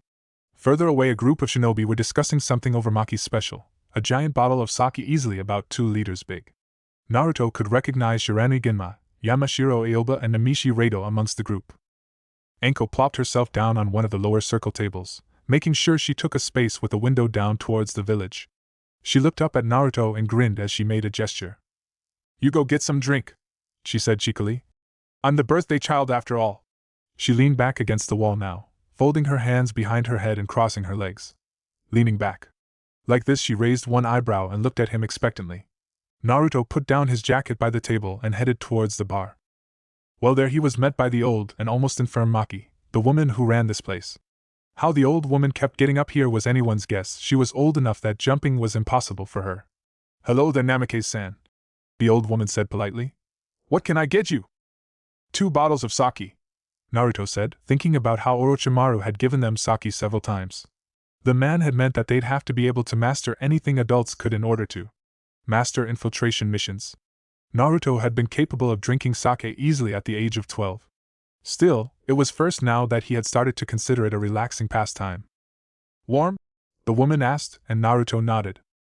Tobikiri-kan, he said, ordering the warmest sake available. The woman nodded, and soon 2 bottles with hot sake stood in front of him. Carefully taking the bottles by the necks, he made his way over to the table again, the cups balancing on the backs of his hands. Reaching their table, he put down 1 bottle in front of Enko, who made a smacking sound with her tongue. Yum! Enko said now, straightening herself up and turning so she sat by the table properly. Naruto sat down and carefully poured up his sake, some steam rising from it. Tobikiri-kan meant that the sake was at least 55 degrees Celsius warm when you drank it, and it was easy to burn your tongue. The very name, Tobikiri-kan, meant hot enough to jump up. As he finished, Enko had readied her glass too, and she looked at him with a challenging grin. Ready? She asked, making Naruto look at her with a raised eyebrow. The smile on Enko's face said more than 1,000 words, and Naruto instantly got what she meant. As you wish, he said, taking the cup in his hand. Kanpai, he said to her. Kanpai, Enko replied with a cheer, taking the small cup and downing the contents all at once. Naruto followed suit and swallowed the sake as swiftly as he could, feeling the intense burn as the sake made its way down his throat. No matter who you were, swallowing sake that hot was not easily done. The burn would remain as it traveled down your throat, seemingly sizzling your innards before it settled in the gut, where it would feel like you had swallowed coal for a while. Naruto's eyes widened as he crossed his arms in front of him and leaned forwards, Enko gasping as she started pounding her fist into the table. Holy shit! She croaked. Feels like I'd deep-throated an oni. She started breathing deeply and her eyes were blinking rapidly with tears starting to form. Naruto didn't say anything at first. This was partly because he wasn't able to, but also since he saw the quip and thought it too easy to go on. In the end, he decided to do it anyway, since she'd most probably be annoyed if he didn't. I don't even know how you'd know what that's like, he said, taking a deep breath and recovering. Enko laughed at this and poured up another cup of the hot sake. Well, not all of us are spending all our time in a lab, Enko said innocently. If you ever peeked out of your testing tubes, you might discover quite a lot. You might even get laid. I'd rather unravel the secrets of reality than stick my penis in someone and grunt for an hour only to get an endorphin rush from my troubles. Naruto deadpanned, making Enko collapse from laughter. It wasn't loud, but Enko nevertheless collapsed onto the table, lying with her face buried in her arms as she shook with laughing.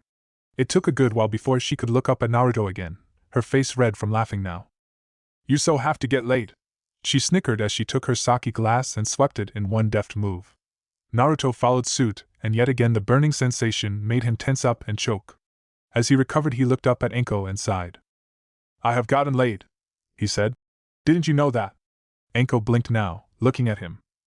No, I didn't, she said. The heck, when did that happen?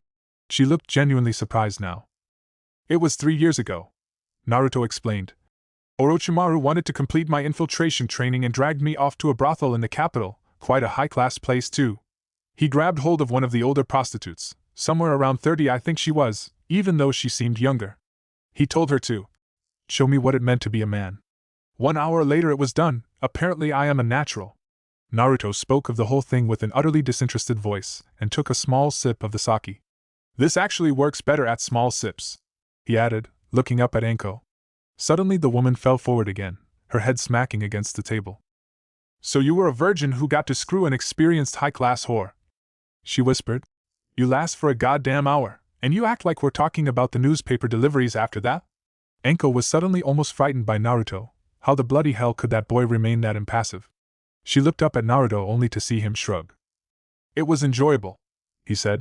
Don't get me wrong. But I can't see what all the fuss about sex comes of. I mean, sex, people talk about it all the time. If it's not this, then it's that, and all is sex. I've gotten tired of all the constant yapping about it, and in the end I felt like it was better to just forget about it. Enko sighed at what Naruto said and took another sip of her sake. Get more booze, she said, making Naruto raise his eyebrow quizzically and raise the bottle to shake it. About half the bottle was still filled. Just do it, Enko snapped. If this is who I'm boozing with, I'll need a lot more to make it funny. You were the one who invited me, Naruto pointed out as he got up. What do you want? Sleet, Anko said. This time it was Naruto's turn to sigh. If you end up in hospital tonight, I'm not accompanying you. Got it? Anko shrugged and Naruto went over to the bar. From one extreme to another, now it was Mizore sleet, sake served at below zero temperatures and which actually turned to sleet when you poured it. Naruto dreaded what would come now and he decided to order a bottle of normal sake, served at body temperature. Anko's desire for extreme kicks wasn't one he shared by far. However, as he turned around to look at Anko, he felt like sighing. Was she already getting that drunk? At her table, Anko had just taken off her coat, now sitting with only the fishnet shirt covering her torso. Naruto noticed that the group who had been sharing the giant bottle were now glancing at her with an embarrassingly obvious interest. He was half a mind to go sit with Ibiki, seeing as the man kept his eyes to himself. Yet, he was here with her, wasn't he? Naruto walked back to Anko and sat down, putting the bottle of Mizore in front of her. Knock yourself out, he said, putting the normal warm bottle in front of him. Can you please put on the coat again? He continued. You're embarrassing me. Drink sake, Anko said with a grin as she took her bottle and started to pour the sake. It helps. The freezing cold sake poured from the bottles, seemingly like diamond dust, and landed in the cup with the faint sounds revealing that it was more sleep than liquid. I was thinking of getting late tonight, and this way I kill two birds with one stone. What? Naruto asked, having no way to be able to keep up with Anko's manic train of thought. He stared at the woman in disbelief now, refusing to accept that it was him being thick that stopped him from understanding. The woman had to be crazy. Anko grinned as she took a swig of the sake, soon widening her eyes and getting goosebumps all over her skin as the literally ice-cold sake went down her throat. Hoo-hee! Anko cheered.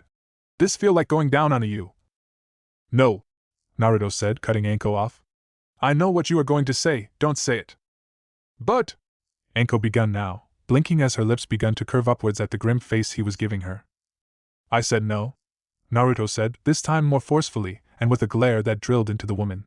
And put on your coat again. Naruto wasn't distracted by her lack of clothing, what he was annoyed by it. Anko started to laugh again now, grinning at him like the Cheshire Cat. Only if you figure out what two birds I'm killing with one stone here, she said, pouring some more sake for herself as she grinned at him. Remind me why I subject myself to this, Naruto said. The first is that you're hoping to make people want to sleep with you, and since you're lazy you prefer to just strip and wait for them to come to you. Anko said now. That one knew where it took, and next? Anko leaned to the side, one arm supporting her head and the other on the table in front of her. The grin was still there. Other than irritating me I cannot, and that's the reason, Naruto concluded, missing only half a beat as he understood why Anko was doing this. She wanted to annoy him. Naruto realized he probably just had gotten to eat up his annoying of her earlier this day. Ding ding ding ding, Anko cheered. Good boy. She applauded him and put on her coat again. Before Naruto could stop her though, she had confiscated Naruto's cup and poured some of the ice-cold sake into it. Let's ride, she said as she had poured some for her too. Kanpai! Kanpai! Naruto said with a sigh, thanking his master for the enhanced alcohol tolerance he had thanks to the genetic modifications. Anko might lack them, but she had built up her own tolerance, and Naruto would need every spliced gene he had if he was going to keep up with her. Downing the ice-cold Mizore, he shivered as he was reminded of an assassination mission in the land of snow where he had to swim under the ice of a lake to drag the target underwater. The cold had been numbing even with the gear he had used, and the Mizore reminded him of the mouthfuls of ice-cold water he had taken. He shook his head as he felt how the freezing cold actually cleared it somewhat. Still, the taste went to hell. Let me ask something, Anko, Naruto continued, deciding to address something he had been wondering. Anko looked up at him and smiled widely. Okay, she said. But only because it's my birthday and I'm in a good mood. Naruto decided to let that one pass. Is sex really that important to you? Naruto asked her, genuinely curious. Anko's appetite was infamous throughout Konoha, and according to the rumor mill, every bachelor in Konoha had sampled her. That probably just meant that a large part of the shinobi bachelors had slept with her. Naruto knew how stupid the rumor mill could be, and he also knew Konoha's population numbered about 200,000. That meant 100,000 men, somewhere around 15,000 of them in the 18 to 28 age bracket that usually made up bachelors. This included counting attrition due to age in the upper brackets. Even so, he decided to knock off about 3,000 more, partly to make it more manageable and partly because many were married when they were 28.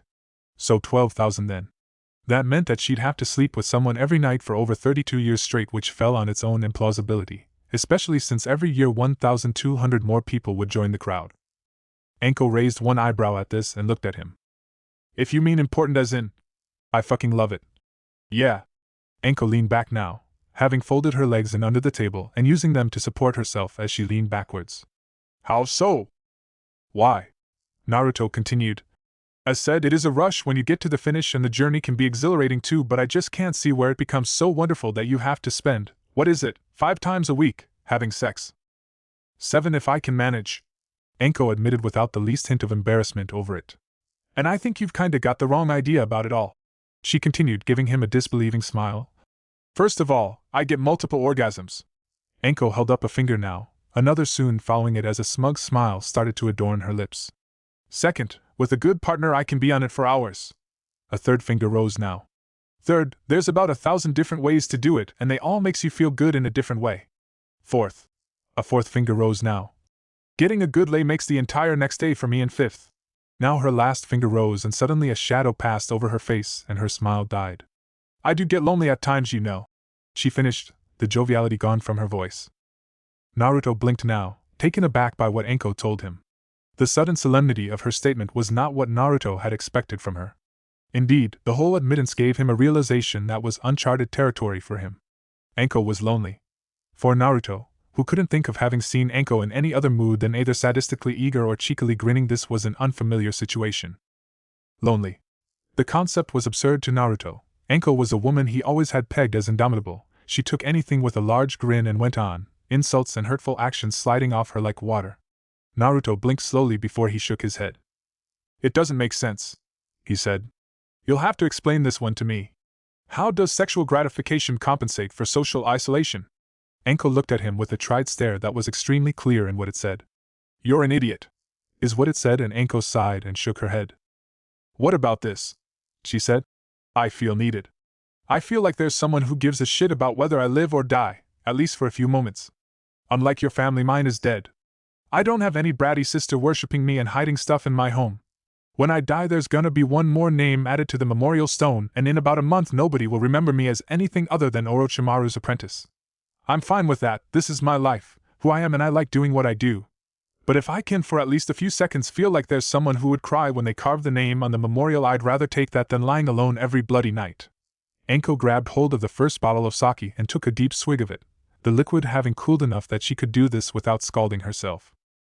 You get how jealous I am at you at times? She continued, glaring at him. Your family loves you like hell, and they are only looking for a chance to shower you with apologies for how they dumped you with the old snake and forgot about you. But you've got your head stuck up your ass so far that you can smell your own breath and won't even look up from your microscope to see what you've got right in front of you. This spiel again? Naruto began, having been heard that many times before.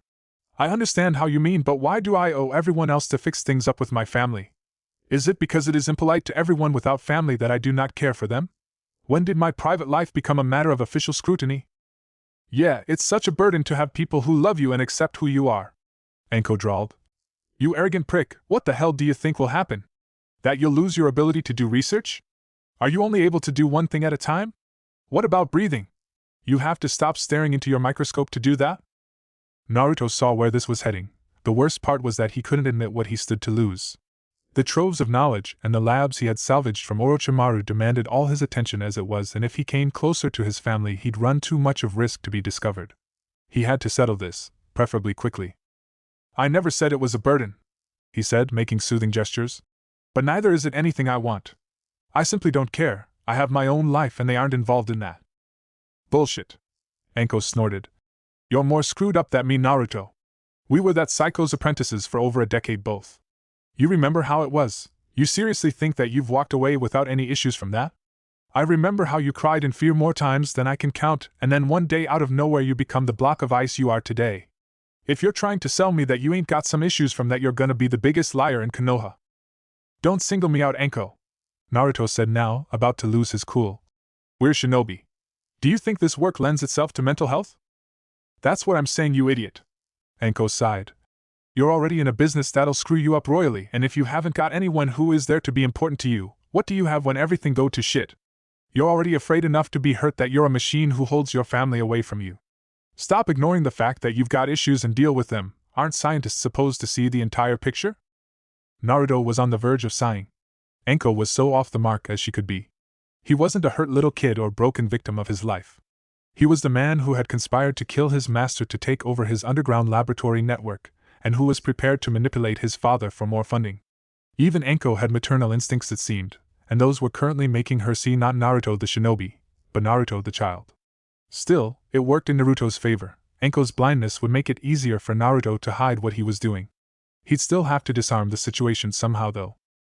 "Perhaps you should focus on your problems instead," he said, trying to turn this around. "I'm a grown man, I can handle this myself. Shouldn't you be the one doing something about your problems?" "Why do you think I'm drinking?" Enko asked, sourly taking a swig from her bottle. "Now that sounds like a damn good solution to me." Naruto and Enko both started as a giant bottle of sake landed on the table. Both turned to look who owned the bottle and was met with the group of 5 shinobi who had shared the bottle by one of the table. Shiranu Ginma, Yamashiro Aoba and Namishi Rado. First now Naruto recognized the last two, the 2 young chunins Hagane Kotetsu and Kamizuki Izumo. All of them looked really drunk. "Mind if we sit down too?" Rado asked. "You've got a present for me?" Enko asked. "It's my birthday, you see." Her words made the group hesitate and look at each other. Enko looked at them with an open expression, utterly neutral and patient. Naruto winced at the sight, knowing that Enko was on the hunt. When they said no, she'd use that expression to grind them into dust with guilt. It was then that Gunma smiled and pushed over the bottle to Enko. "Happy birthday to you." The man smiled, starting to wave his arms to make the others join in. "Happy birthday to you." The entire group sung how. "Happy birthday, dear Enko, happy birthday to you." The voices of the 5 drunken shinobi created a terrible mess of a choir as they all, in different paces and scales, tried to sing the short verse. Yet Enko sat on her pillow with eyes wide open. She stared at the 5 men as they sang to her, and Naruto was sober enough to realize she was blushing. As the 5 men all finished singing, Enko was speechless and blinked for a few seconds, her eyes locked at the group standing by the table and her mouth opening and closing. After those few seconds had passed, though, she sat up and grabbed the large bottle. With a mighty heave she put it to her lips and started swallowing the contents in large mouthfuls, and it was nearly 30 seconds before she put it down with a large bang, having downed almost half a liter.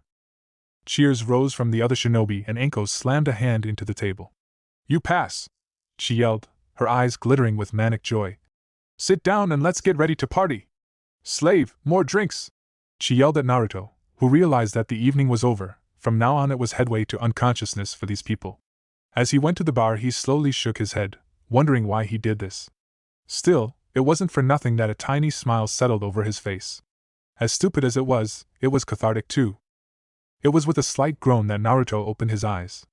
His head was pounding as he slowly looked around the room with one eye. Somehow he had managed to get home after last night despite the humongous drinking binge, and he had even gotten into bed. Naruto slowly sat up in bed and started to mentally recount the events of last night. After the other shinobi had sat down by their table, they had started drinking with a much greater fervor. Enko's sudden happiness over what had happened had put her on the verge of crying, and she had hidden it with raucous partying. The other shinobi hadn't been slow to join in, and Naruto, even though he tried to take it easy, was more or less forced to drink at their pace by Enko. The whole thing had become a wild party of the exact variant that Enko thrived in. If he remembered correctly, she had been all over Ginma by 12 o'clock, which was also somewhere where Naruto had lost his memories of what had happened. The last thing he remembered was Izumo and Kotetsu hanging on him and declaring that they had the utmost respect for Naruto and that they thought Naruto was a true shinobi, who didn't deserve treatment he got from the rest of the village. It had been a surprise to hear the 2 chunin confess this, even though he doubted they would have said it without that amount of alcohol in them.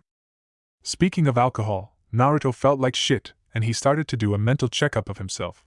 The amount of ethanol, the scientific name for the alcohol in liquors, he had consumed yesterday had dehydrated him, leading to headache, dry mouth, and the feeling of lethargy. Furthermore, inside the liver the ethanol had been converted to other chemicals, sparking a series of reactions that led to the feeling of nausea and, should he be so unlucky, diarrhea, vomiting, and flatulence. The other symptoms of weakness, hypersalivation, sweating, sensitivity to light, and a murderous hunger were present as well. Naruto slowly got up from the bed, knowing what he had to do now. As he passed through the hallways, he mentally checked off what he needed for this. Getting to the kitchen, he started to rummage through the cupboards and fridge after what he needed, eventually having it all out on the workbench. He tried to ignore the nausea and focused at the task at hand, heating the plates and digging a frying pan out of a cupboard. Cooking was never something he had put any special pride in, but he did acknowledge the benefits of a varied diet. Therefore, he was skilled enough that he could create at least decent meals. It took about half an hour, but eventually his hangover remedy was ready. 2 bacon, egg and cheese sandwiches along with another 2 fried eggs to increase the cysteine and amino acid levels in the body and replenish the lowered salt levels. A glass of orange juice and a glass of milk to rehydrate the body and to gain calcium and vitamin C. A third glass of baking soda dissolved in water against the nausea. Unless he was going to medicate himself, something definitely not recommended in this state, this was as good a cure as he could come up with.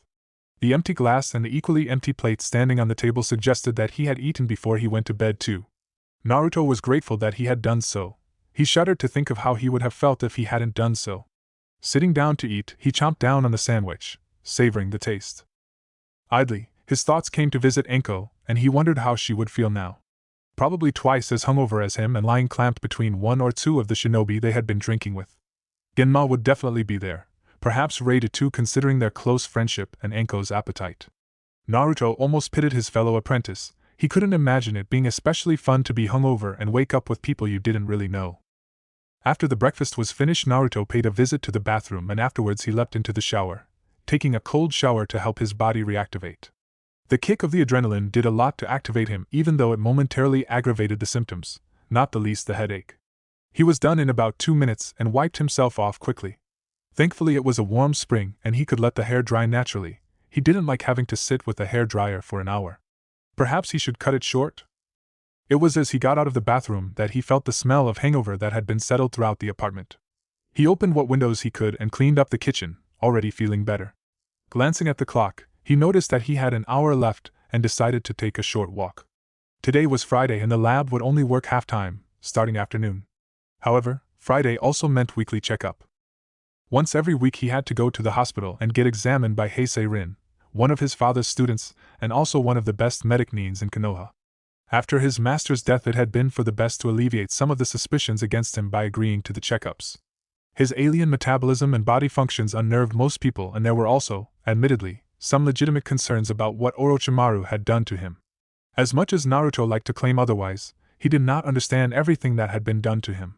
He could figure it out, there was no doubt about that, but they were too occupied at the lab to allow him time to do that. At the moment, however, it was for the best to consent to the checkups and be grateful for the fact that if anything happened it would be discovered. Putting on his shinobi clothing, he idly thought about how much they made him stand out from the crowd, even amongst shinobi.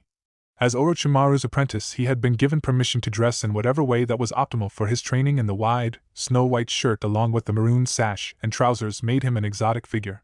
Still, they made him distinct, and for shinobi at his level the benefits outweighed the cost, making him easily recognizable added to his intimidation capability. Also, the wide shirt was easy to pull down, freeing his chest and giving him better flexibility, something vital at his level of agility. Of course he couldn't wear it in the lab. The sleeves could knock over things, catch on fire or any number of other things. This forced him to use the kind of standard clothes most shinobi used when he worked there. Nevertheless, now he could wear the outfit he felt at home in, and when he had finished cleaning up and making the apartment spotless again he left it, heading for the hospital. He didn't go straight for the hospital though, instead using the opportunity to take a brisk walk around Konoha. Light exercise was also one of the remedies. It made the blood start pumping again and increased the oxygen levels throughout the body. Outside the sky was overcast, throwing a gloom over the city. Still, there was no rain in the air, and judging from the looks of it a brisk wind was pushing the clouds away, blue sky being visible in the far distance. Naruto savored the air and the lack of piercing sunlight as he made his way down the stairs to the main street, since despite the food and the shower his head still hurt, and sunlight wouldn't have helped. There were no cures for hangovers after all.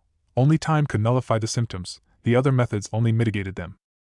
About an hour later Naruto made his way into the Konoha hospital, pushing the double doors open and walking inside the waiting room.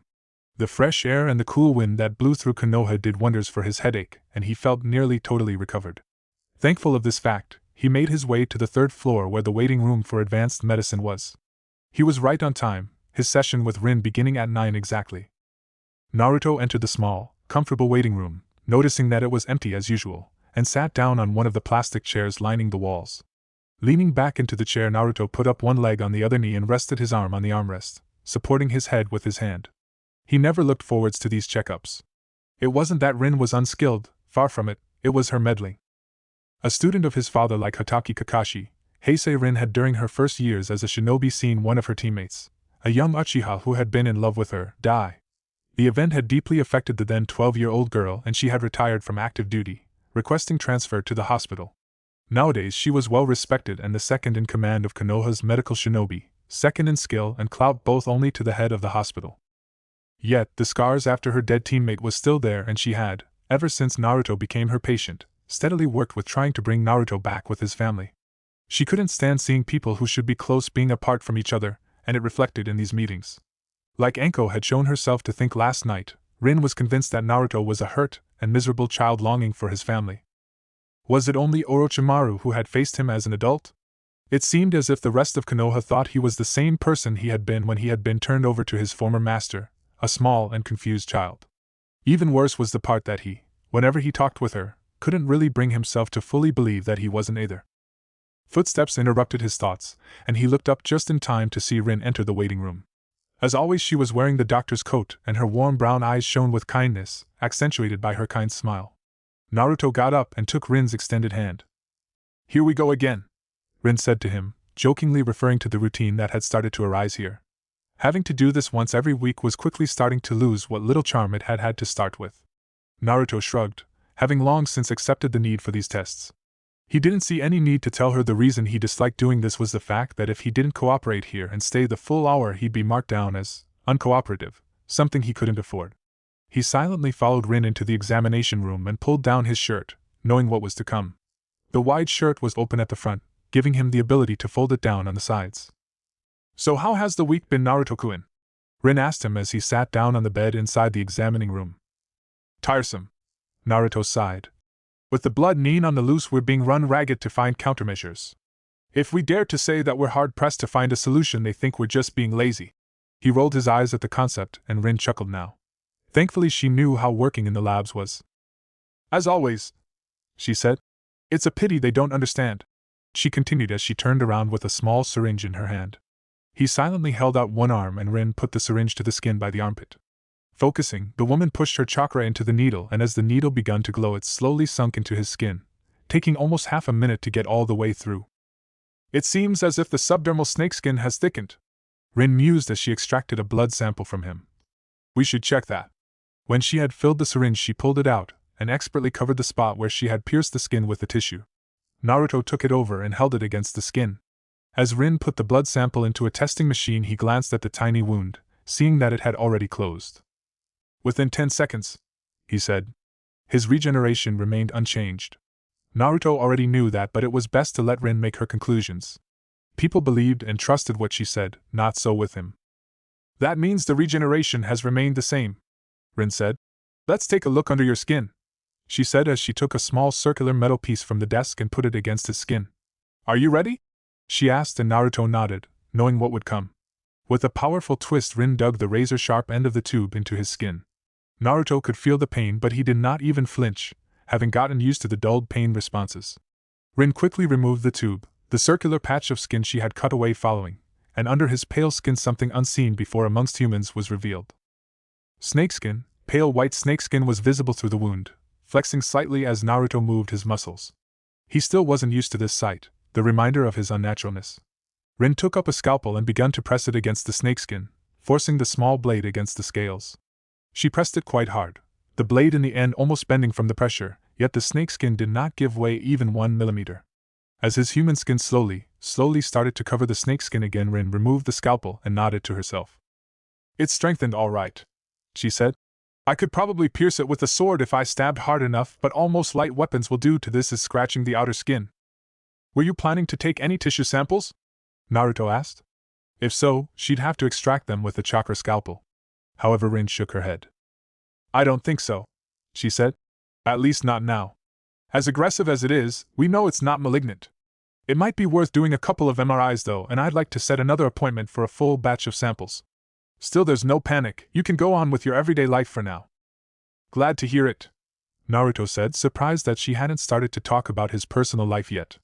Yet the old saying, "Speak of the devil," came true now as Rin's next topic turned out to be just that. "So how has life been other than work?" Rin asked, picking up a notepad which she began to scribble on. "I heard that Mitarashi-san had her birthday yesterday."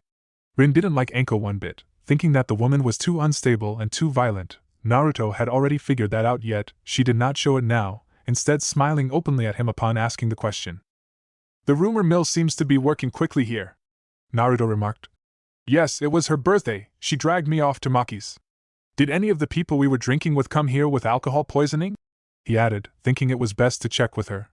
Rin chuckled at his question. "Sorry, Naruto-kun," she said. "Those things are confidential after all." Naruto shrugged, having expected that, and Rin continued. "How was it?" she asked, and Naruto looked up at the ceiling. Eventually he decided to answer. What harm would it do to talk about it? "It was enjoyable," he admitted. "I'm not as big on it as Anko, but it feels cathartic to do it once in a while." "Cathartic how?" Rin asked, and Naruto explained. "If you get too bogged down thinking about something, you'll eventually freeze mentally. You won't get anywhere since you're too deeply entrenched. Things like these free up the mind and lets you mentally start anew the next day." "Good thinking, Naruto-kun," Rin said with a smile. "There are many people twice your age that has yet to grasp that." "Many people twice my age aren't me," Naruto said dryly, provoking Rin to look up at him with a wry smile. "Now be nice," she told him. "Let's just check your lungs and heart, and wrap this up." She took the stethoscope from its resting place around her neck and put the plugs in her ear. The cold metal soon landed on Naruto's chest, and he took a deep breath, letting his lungs fill up, and exhaled after a few seconds. "May I ask you something, Naruto-kun?" Rin asked after he had taken a pair of breaths. "What?" he asked. "Do you ever feel uncomfortable in your body?" Naruto almost felt like he had gotten a punch in the gut now. The air got stuck in his throat, and he coughed, making Rin jump slightly as the cough resounded in the stethoscope. "What brought this about?"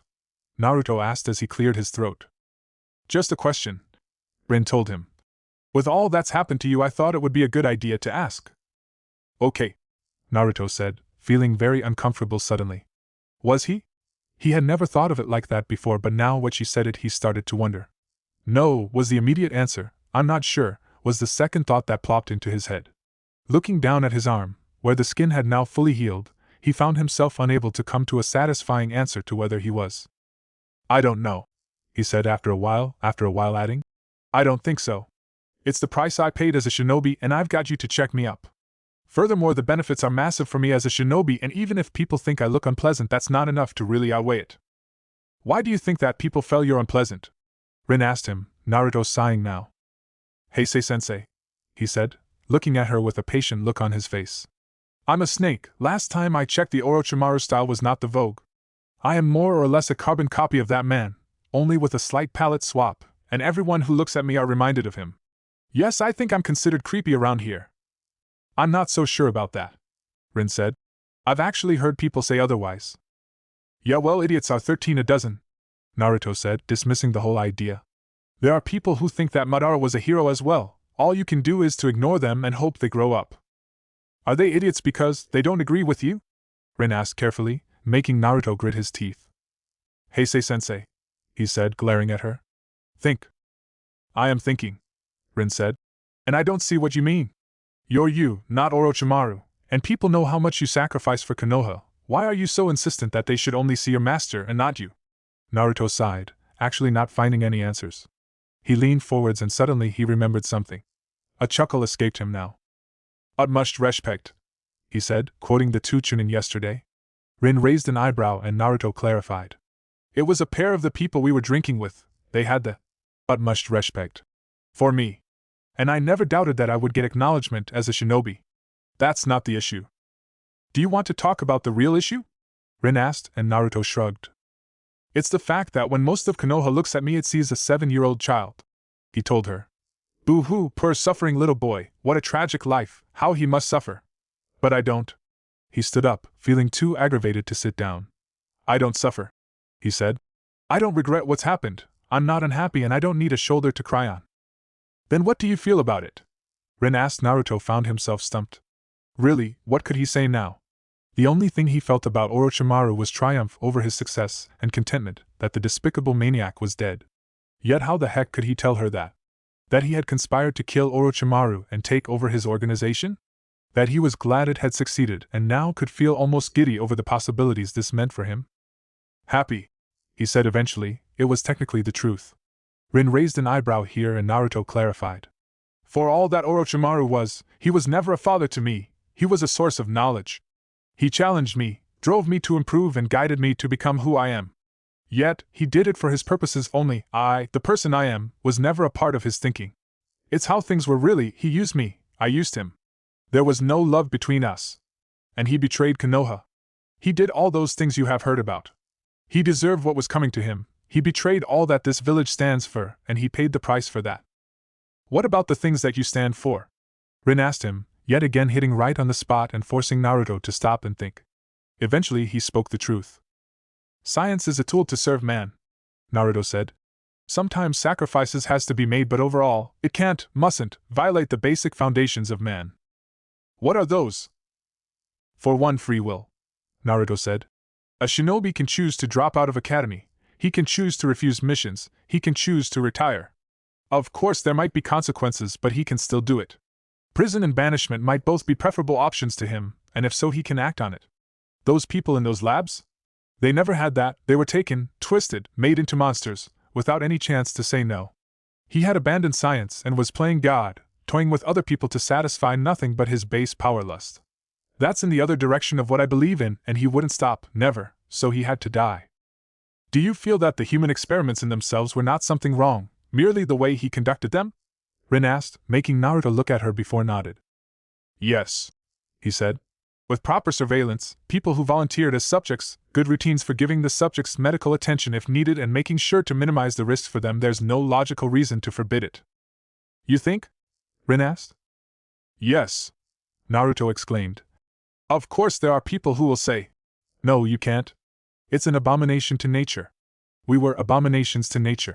As soon as we begun wielding chakra, the sage of the six paths supposedly created the moon. What's natural about that?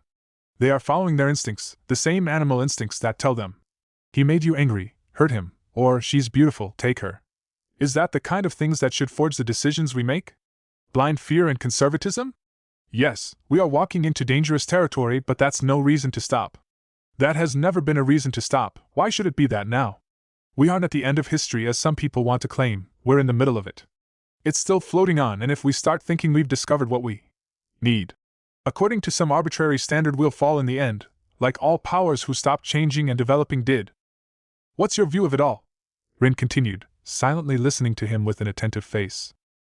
They view what I do as an abomination when I am making certain that not only will Konoha live and thrive tomorrow, it will be equipped to stand in 100 years, Naruto said with a dry voice. And the only reason they don't treat me like my master is that they are too busy pitying me. Yes, I am kind of annoyed by this. I understand, Rin said. Yet as you said, hadn't a pair of Chunin come to respect you? Might that not mean that there are more people out there who do it? I'm not going to hold my breath, Naruto said. Why not? Because people are stupid, Naruto said. And Konoha has put a pride in despising all that I do, murder, poison, torture, theft. That's all fine when it's done for Konoha, but the things I do aren't. I won't apologize for how I serve Konoha, and they'll hate me for it. You don't think you can change how they look at you? Rin offered, making Naruto shake his head. As said, I'm not going to apologize, he said. I have better things to do than to grovel in front of narrow-minded idiots in order to make them see what they should have seen to start with. Do you have to grovel? Rin asked. You're right, they are wrong to condemn you, but unless you give them a chance, how can they know? Science is hard for many to understand, and if you give them a chance to understand more easily, I think many could come to their senses. Naruto begun before he stopped, and a chuckle escaped him as he realized what he had been about to say. I shouldn't have to, he said with a dry voice, realizing the pettiness he was showing. Chapter 4. We're approaching this from the wrong end, Naruto said as he leaned back in his lab chair and sighed. For 3 weeks they had been holed up in the lab, trying to crack the secret behind the damnable necrobacteria. Yet no matter what they had tried, the bacteria refused to divulge its weaknesses. It adapted to anything they had tried, often within minutes, and thus far the only thing that seemingly neutralized it was exposure to air. Having failed to combat the bacteria itself, Naruto realized they had to find some other options. He spun around in his chair, meeting the eyes of his coworkers, and looked at them. I think we all can see it. This pathogen refuses to be defeated. We need other options, he told them. Any ideas? He looked around amongst his coworkers and saw that they all were stumped. Yet again, what do we know? He said, rubbing his temple. Necrotoxin. He began with a tired voice, sounding as if he was reading from a list. It reacts on foreign tissue by releasing an enzyme which facilitates a rapid spread of necrosis in the affected area of the body. Multi-resistant and works very much like an antibody in their hosts. We've tried the ideas we could come up with on the first go. It's time to find another way. We're standing still as it is.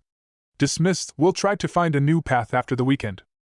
None of the gathered scientists dared oppose him. They had all learned enough about their superior to see that he was in a foul mood at the moment. This pathogen was obviously artificial, having way too much resilience and lethality to be anything natural, and their superior was not happy over it. Even if none of them dared to say it, they were all thinking the same thing. Was this a legacy of Orochimaru? Was this one of the snake's creations? Either way, they had been told to leave the labs for the weekend, and so they did, vacating the sterile chamber and leaving their superior and his assistant alone. Naruto sighed as he spun around in his chair and pushed the microscope away. He leaned forwards and folded his hands in front of his face. Kabuto glanced at his master, and after a few seconds he decided to speak up. "There must be some way we can fight the toxin," he said. "If it is Orochimaru's creation, there will be a weakness to it." "It has weaknesses," Naruto said. "It's only that we can't use them. If this was his creation, it must be one of his finest." Naruto stood up and walked over to the window, staring out towards the setting sun that cast its lights over the village and making it bathe in yellow which reflected in his pale blue eyes. "Such is the pride for my hubris," Naruto thought to himself, his hands supporting him at the sides of the window as he leaned towards it. "I thought I had figured you out, that I knew what you did. But I don't, I know nothing. It's not even a question about if it is yours, only when you developed it. Knowing you something like this might as well have been one of dozens of things you created. And I knew nothing of it." Naruto's hands clenched against the sides of the window as anger rose in him. "I'll reveal it somehow," he swore to himself. "No matter what you created, I swear I'll outdo you, you psychotic maniac. Someone who merely seeks to play God will never outdo me. Let's call it a day, Kabuto," he said after a while, not turning back to look at his assistant. He didn't need to. He could more or less sense how Kabuto bowed as he spoke up. "As you wish, sensei." With that, Kabuto left the lab and Naruto was left alone in the room. After a few minutes of staring out of the window, he sighed and pulled off his gloves before he threw them into the nearest bin. Was he staring himself blind at it, or was it simply as hard as he thought? He needed to crack it soon at any rate. As it was, he would soon become too swamped to be able to handle things. The labs needed work still. Orochimaru had left a disorganized mess when he died, and as it was, he hadn't even checked up on Oto, having been locked up here for too long. He hardly even knew how the place looked. The snakes he had sent north to give reports to the person now running the place, a young girl named Karen, approximately Kabuto's age, who had been in charge of one of the more outlying laboratories. The girl was brilliant though, and Naruto had made her his representative in Oto, where she enforced his rule with fanatic loyalty. Naruto was grateful he had managed to salvage so many of Orochimaru's most loyal and capable workers. Claiming that it was Konoha who had killed Orochimaru had done wonders for ensuring the loyalty of the many twisted, damaged or fanatical people Orochimaru had gathered. Still, there was so much left to do, and as it was, he was stuck in Konoha, working on a seemingly impossible case with resources that were a joke. Karen's reports, furthermore, would have been perfectly suited for a lab report, explaining exactly what it intended to, but nothing more. As it was, they gave Naruto only a tentative grip on Otokagure, the village that was now his. He had hardly any control over the situation he was in right now, and all that was needed was a single uncontrolled event, and it would all come crashing down. The massive amounts of prisoners who would be needed to dealt with, several unique genetic conditions amongst the more exotic bloodline and clan technique users, power-hungry people who wouldn't want anything more than to usurp his power. He needed to get to Oto, but how? This question kept tormenting him as he left the building and headed home. The world was blooming fiercely around him, summer and all its life having arrived in full force. Grass, flowers, bushes, trees, it was all teeming with vitality, and Naruto idly waved his hand to chase away a small bumblebee that flew near him. He had to drop it. He was staring himself blind, but as soon as he tried to turn his mind away from it, all he could see was Orochimaru's smirking face. He couldn't stand the thought of pulling back. It felt like that would mean that Orochimaru had won, even if only for the moment. Passing one of the tea houses, he felt the smell of tea and dango, and a sudden impulse made Naruto decide to stop. It was just as well to indulge himself in some snacks. Perhaps it would work to clear his head. So even Mr. Ice likes dango, huh? Naruto froze in his tracks, and a twitch appeared on his forehead in a millisecond, even before Anko's arms had wrapped themselves around him from behind and a grinning face was leaning on his left shoulder. "Took you this long to acknowledge the food of the gods?" The woman grinned. Poor boy, let me buy you some. Having appeared seemingly out of nowhere, Mitarashi Anko dragged Naruto inside as the young man tried in vain to see a way out of the situation he had suddenly landed in. Had he been that far into his thoughts?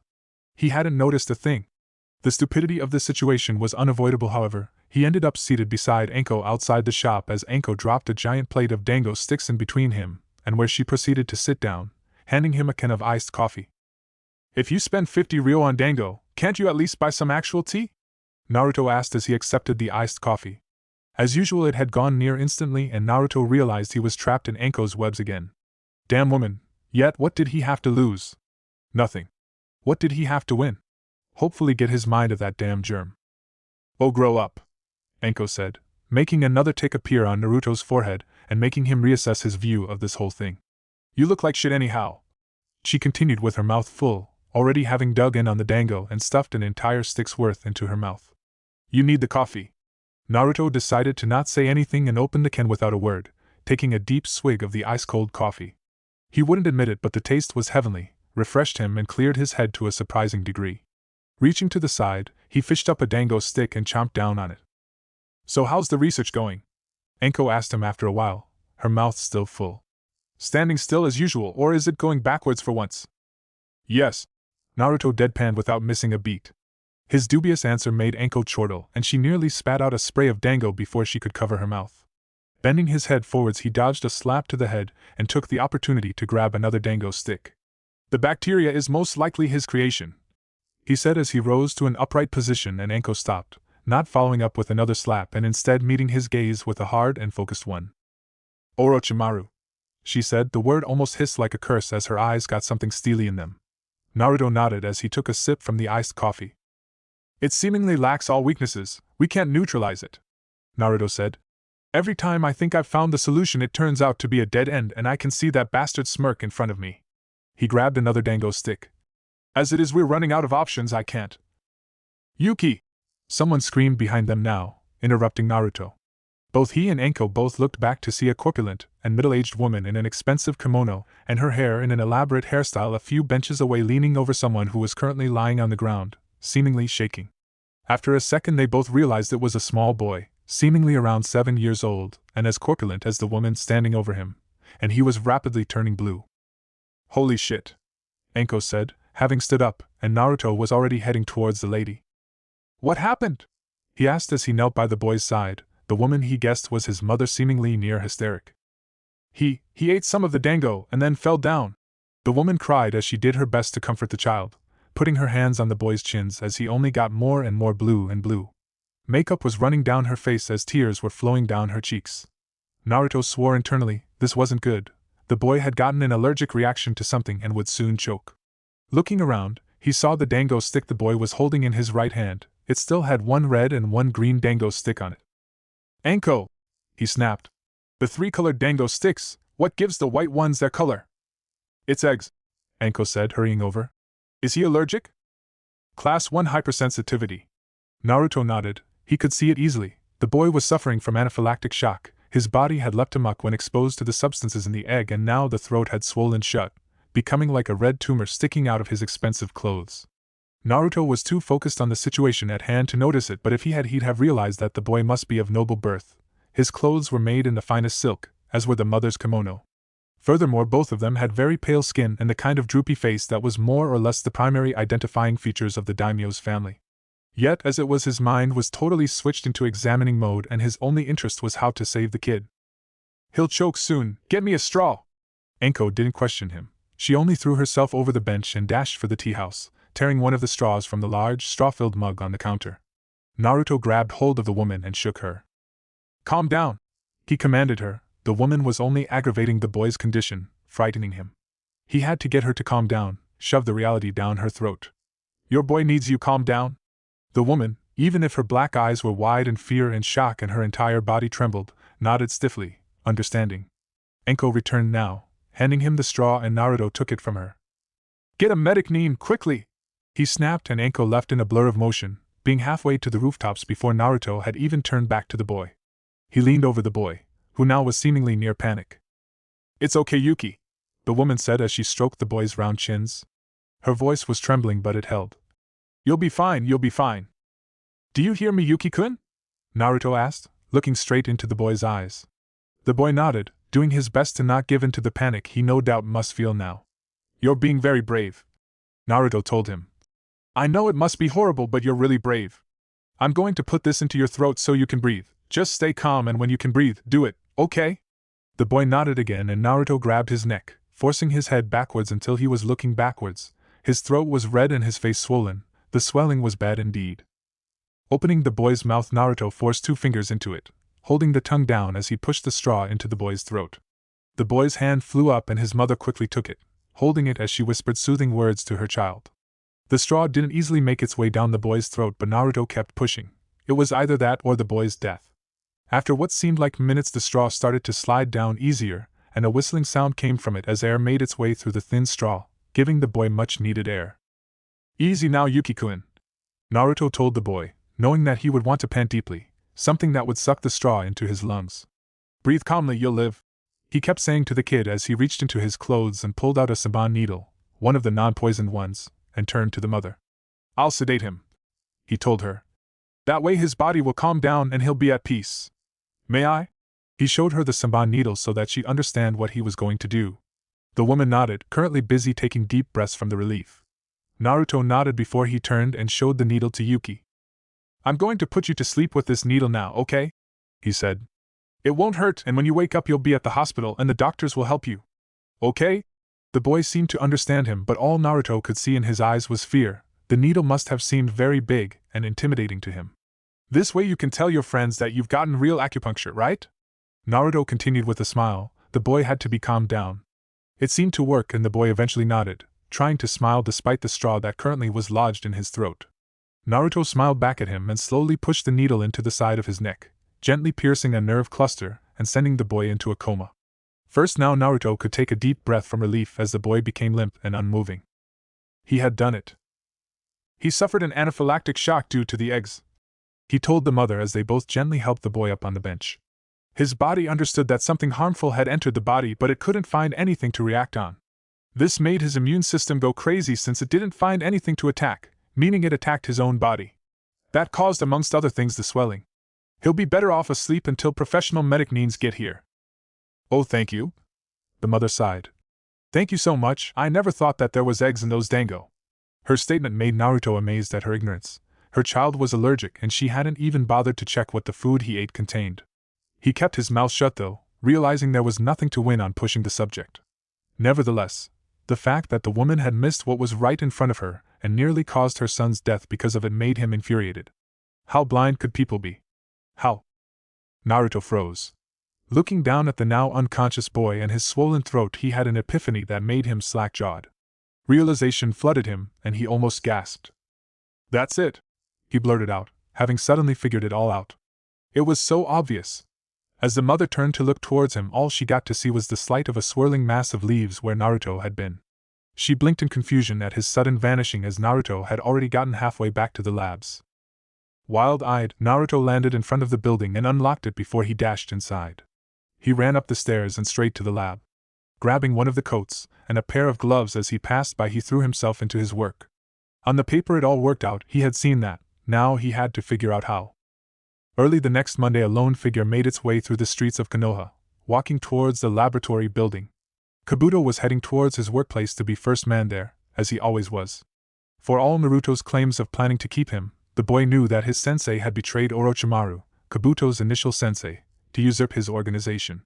He did not want to give Naruto a reason to think he was anything other than totally loyal to the young man. As Kabuto entered the laboratory building, it was with surprise that he noticed that the door was not locked. The silver-haired boy was certain he had locked it before he had left. He had stayed for a while to clean up and his sensei had left before him. Now, however, his eyes narrowed as he realized what it had to mean. Someone was here. Pushing his glasses into position, Kabuto entered the building, deciding to try to engage the intruder. If someone destroyed any of what they were working on here, Sensei would be furious. He could see light coming from the second floor, in the lab. After a few seconds he decided to investigate, and walked inside. Everything on the first floor was untouched, no signs of intrusion. He knew he had turned off the lights and locked the door though. As Kabuto silently hurried up the stairs, he could hear one of the machines in the lab being turned on. Who broke into a lab to start the machines? Kabuto pulled out a kunai and sneaked over to the open lab door to glance inside. What he saw in there surprised him. Inside the room, none other than Sensei himself was standing. The man was leaning against one of the computers with his hands supporting him against the sides of the screen as he stared at it. Unlike usually, his hair was not pulled up and he seemed almost hunched over as he stood in front of the machine where rows of text were rapidly passing by. Kabuto hadn't expected this. How long had Sensei been here? Pocketing the kunai, Kabuto headed inside to greet him. Sensei? He asked tentatively, only to be greeted with Naruto glaring backwards at him. With the hair down and his snake eyes almost shining, Kabuto's heart skipped a beat as he saw a near-total copy of Orochimaru in his sensei's face. The hair hung down on the sides of his face where the eyes were glowing with an almost maniacal light. His teeth were ever so slightly bared and Kabuto could see even here that they were clenched. "Oh," Naruto muttered. "It's you." This was all he said before he turned back to the screen to stare at it. The constant flow of text didn't seem like it was about to relent any time soon. "Did you discover something, Sensei?" Kabuto asked carefully. He didn't want to disturb Naruto. The man must have stayed here all night. His eyes were the best indication. They were bleary and seemingly unfocused, the eyes of someone near snapping. Kabuto knew that he'd probably be very irritable right now. "The bacteria," Naruto said atonally, his eyes not leaving the screen. "It's not like an antibody, it is an antibody. It works not similarly, it works identically. That means that even if we can't fight it, we can fight the carriers. An anaphylactic shock would make it start poisoning them. I'm seeing if the idea works in practice." Kabuto found himself unable to say anything when Naruto was done talking. Such a concept, it was a wild guess at best. Something made Kabuto wonder if his sensei had snapped. Having spent the entire night, or even the entire weekend, working like this was the deeds of an unbalanced person, not the calm man he knew his sensei as. The sounds that then came from Naruto only further aggravated Kabuto's guesses. His sensei laughed. That alone was something strange and unheard of, but the laughter that came from Naruto was outright unbalanced. Ehehehe. Naruto chuckled, his head downcast as the text had stopped rolling on the screen. His hands were clutching the screen with enough force to make his knuckles go white. Hee ha ha ha ha ha. Naruto stood up, throwing his hands out to the side and looking towards the ceiling. "I did it!" he yelled, making Kabuto step back in shock and fright. "Do you see me now, you old fool? I did it! I outsmarted your creations! There's nothing you have created that I won't figure out!" In manic joy, Naruto was laughing wildly, a tint of seeming madness in his laugh. "So," Kabuto said, "shall I report to Hokage-sama sensei?" Naruto's head snapped to the side now, seemingly having forgotten Kabuto's presence there for a while. An unsettling smile spread over his lips as he looked at his assistant. "Oh no," he said. "Not quite yet, I'm not going off half-cocked here, first we're going to..." It was then that Naruto stumbled, losing his footing and stumbling to the side. He eventually collided with a locker, making a bang echo through the room as his hand flew up to his head. "Sensei!" Kabuto was at his side in a second, reaching out to support him. As he landed his hand on Naruto's shoulder, he realized that Naruto was trembling. "You were here all night, right?" Kabuto asked, Naruto nodding. "I came across a child who suffered an allergic reaction to eggs," Naruto said, groaning as he rubbed his eyes. His voice was back to normal now, sounding only exhausted. "I got the idea to try an anaphylactic shock from that and headed back to the labs at once. Been working non-stop since then." Naruto waved away Kabuto and rose to his feet. "What was I doing?" he continued, having been snapped out of his exhaustion-induced insanity. "You were..." Kabuto began. "It was a rhetorical question," Naruto said as he shook his head, mumbling tiredly. "Report to Hokage-sama. Start looking for ways we can apply the data and be snappy about it. I'm taking the day off." "Got it?" Naruto drawled, looking at Kabuto with an exhausted face. Kabuto nodded, smiling respectfully at his sensei. "Shall I keep hinting about the fun, sensei?" Kabuto asked, getting a nod from Naruto. "You know what to do," Naruto said, walking over to the window and opening it before he disappeared in a swirl of leaves that was sucked out through the window. Kabuto went over to the computer, leaning in to start reading the final analysis the computer had spat out. His eyes danced over the figures and the data, taking it all in and processing it. Sensei was right, the idea worked. Kabuto's face twisted into a smirk, realizing how the counteragent would work. "How terrible," he thought to himself. "And Sensei believes we can start synthesizing a counteragent against the necrobacteria within 48 hours. Kabuto finished his report, standing at attention in front of the Hokage. The man was impressed. One could see that on him. You sure don't let the grass grow under your feet, he said. Didn't the labs open for the week only 30 minutes ago? Minato glanced at the clock. Kabuto almost grinned at this. The man made it too easy. Well, Kabuto said. Yes, he said, grinning uncomfortably. We always strive to be effective. With a balanced and well-estimated dose of seemingly uncertainty, he opened the door, inviting Minato to bite. The man's eyes narrowed immediately now, and Kabuto could see that the man had swallowed it. He internally thanked both Orochimaru and Naruto for having done all they could to present him to the world as a naive and awkward nerd. That was the only thing that stopped Minato from realizing how he was duped. Is there something I should know? Minato asked, making Kabuto raise his hands in a defensive gesture. And nothing at all, Hokage-sama, Kabuto hurriedly said. We checked it very well, the counteragent will work as intended. I meant about how you got the results so quickly. Minato interrupted him. Speak up, that's an order. There was a hint of steel in Minato's voice, something Kabuto respected. The man didn't leave hints of suspicious or unknown factors alone, not even when his son was involved. Pretending to flinch, Kabuto got an uncertain look on his face. Well, he wet his lips, making a show of how anxious he was. Hokage-sama, this project was severely hamstrung from the beginning by our crippling lack of funding, and our progress was a slow crawl at best. Sensei didn't want to make a fuss about it though. However, when we left the lab last Friday we overheard some of the villagers. Kabuto straightened himself up, feigning a look of anger on his face. They were whispering that the bacterium probably was Orochimaru's creation and that it wasn't strange that the snake's apprentice wouldn't want to reveal his master's secrets. His lips formed into a thin line as he noticed how Minato's eyes widened. Forgive me my audacity, Hokage-sama, Kabuto said, being proud of the fact that he could make his voice tremble with seeming anger. But Sensei has worked tirelessly to uncover the secrets of this bacteria. The suspicions that it might be Orochimaru's creation only spurred him further. Those people had no right to say that, and even if Sensei didn't show any reactions, he was badly hurt by the remark. He went back to the lab and worked non-stop all weekend to figure it out. He didn't even sleep and was near collapse when I got there this morning. He didn't want me to say anything, but I have to speak up. He's running himself ragged, with minimal funding and personnel, to uncover the secrets people expect him to lie about. It's not fair. The naive exclamation gave it all a perfect finish, and Kabuto seemed to tremble where he stood. He knew that he had taken a chance. Yelling at the Hokage could very well be seen as insubordination.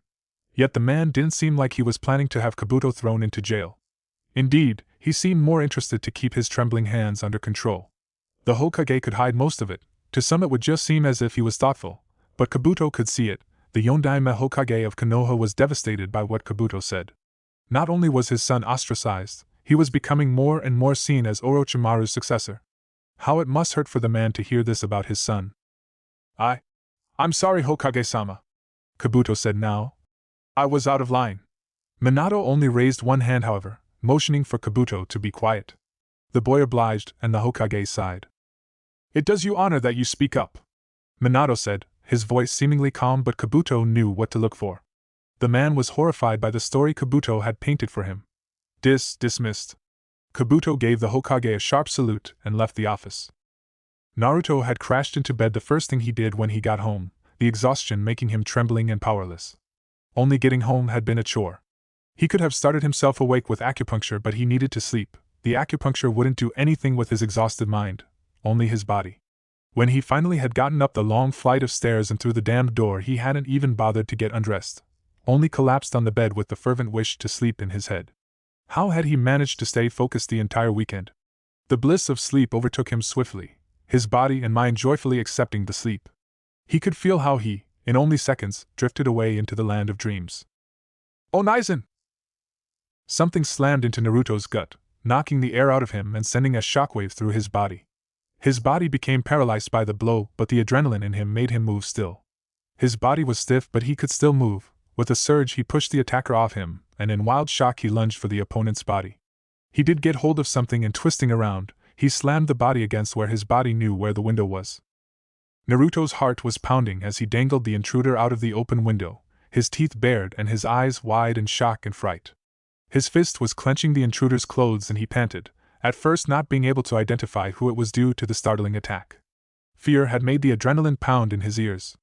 After a while he managed to calm down enough that he could see clearly. The intruder was being dangled out of the open window, the face staring at him in shock. Said face, however, belonged to Kimiko. Naruto ended up staring in disbelief at his sister, his eyes wide as he slowly took in who it was. The girl was staring at him as he clutched her shirt at the chest area, holding her straight outwards. Only a few seconds later Naruto had pulled his hand in and unceremoniously dumped Kimiko on the floor. "You asinine little brat!" he exclaimed, speaking from his heart as he saw Kimiko cough on the floor. Kneeling, he put a hand on her back and patted it to stimulate her breathing again. "What were you thinking of, jumping me like that?" Kimiko croaked as she massaged her chest where he had clenched her shirt. "I was saying hello." She looked at him with a face that was actually angry now, her brow furrowed. "I didn't expect you to be waving me around like a string of ramen." "I was asleep," Naruto yelled, still shocked and having the adrenaline working overtime. "Don't you learn to not jump sleeping people at the academy anymore?" "Sleeping at this time?" Kimiko asked, her face suspicious now. I know what it is. It's that scary snake lady, she's making you get bad habits, you were out drinking and skipped work." She pointed an accusing finger at Naruto, her entire face a visage of righteous accusation. Naruto gaped now, staring at Kimiko with his mouth wide open, gaping like a fish. He couldn't believe his ears. Was this hyperactive little gnat seriously accusing him of neglecting his responsibilities? This brat. This tiny little ramen broth guzzler dared accuse him of skipping work like he was a lazy academy student. "I did not," he yelled before he stopped, a teasing little part in the back of his mind getting a distinctly ankle-like grin as it sing-songed that yes, technically he had skipped work. Today was Monday, he was meant to work. Even though nobody would fault him, that didn't change that yes, he had skipped work. I mean, Naruto started to flounder, not knowing what to say. He didn't lie unless it was a matter of missions and technically Kimiko was right. That meant that he had been outsmarted by this microscopic twit. "That's it, isn't it?" Kimiko yelled, Naruto gaping in front of her. "She's corrupting you! She's corrupting my big brother!" Whack!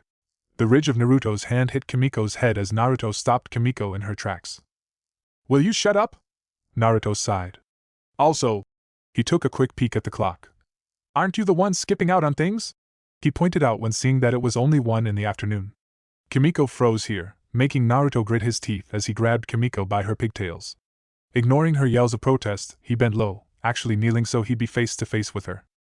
"Listen here, Namikaze Kimiko, and listen well," he told her, his eyes drilling holes in her face. "Not only are you only mid-ranking in your class, you are even refusing to take what chances you have to actually improve, and instead you're truanting, coming over here to bug me. You are 6 months from graduation, when you will be thrown into active service, expected to fight and kill. Do you seriously think you've got the time to muck around? Well, why don't you teach me a jutsu then?" Kimiko fired back, her eyes narrowed into that fox-like, petulant look. "What?" Naruto asked, having been thrown totally out of the loop by Kimiko. He blinked as he looked at her now. "All that stuff they teach at the academy is boring," Kimiko said, untangling herself from Naruto's hands. "You know all kinds of cool jutsu, teach me one." That was it. Kimiko's irreverent attitude and Naruto's grouchiness both reached their peaks in that moment.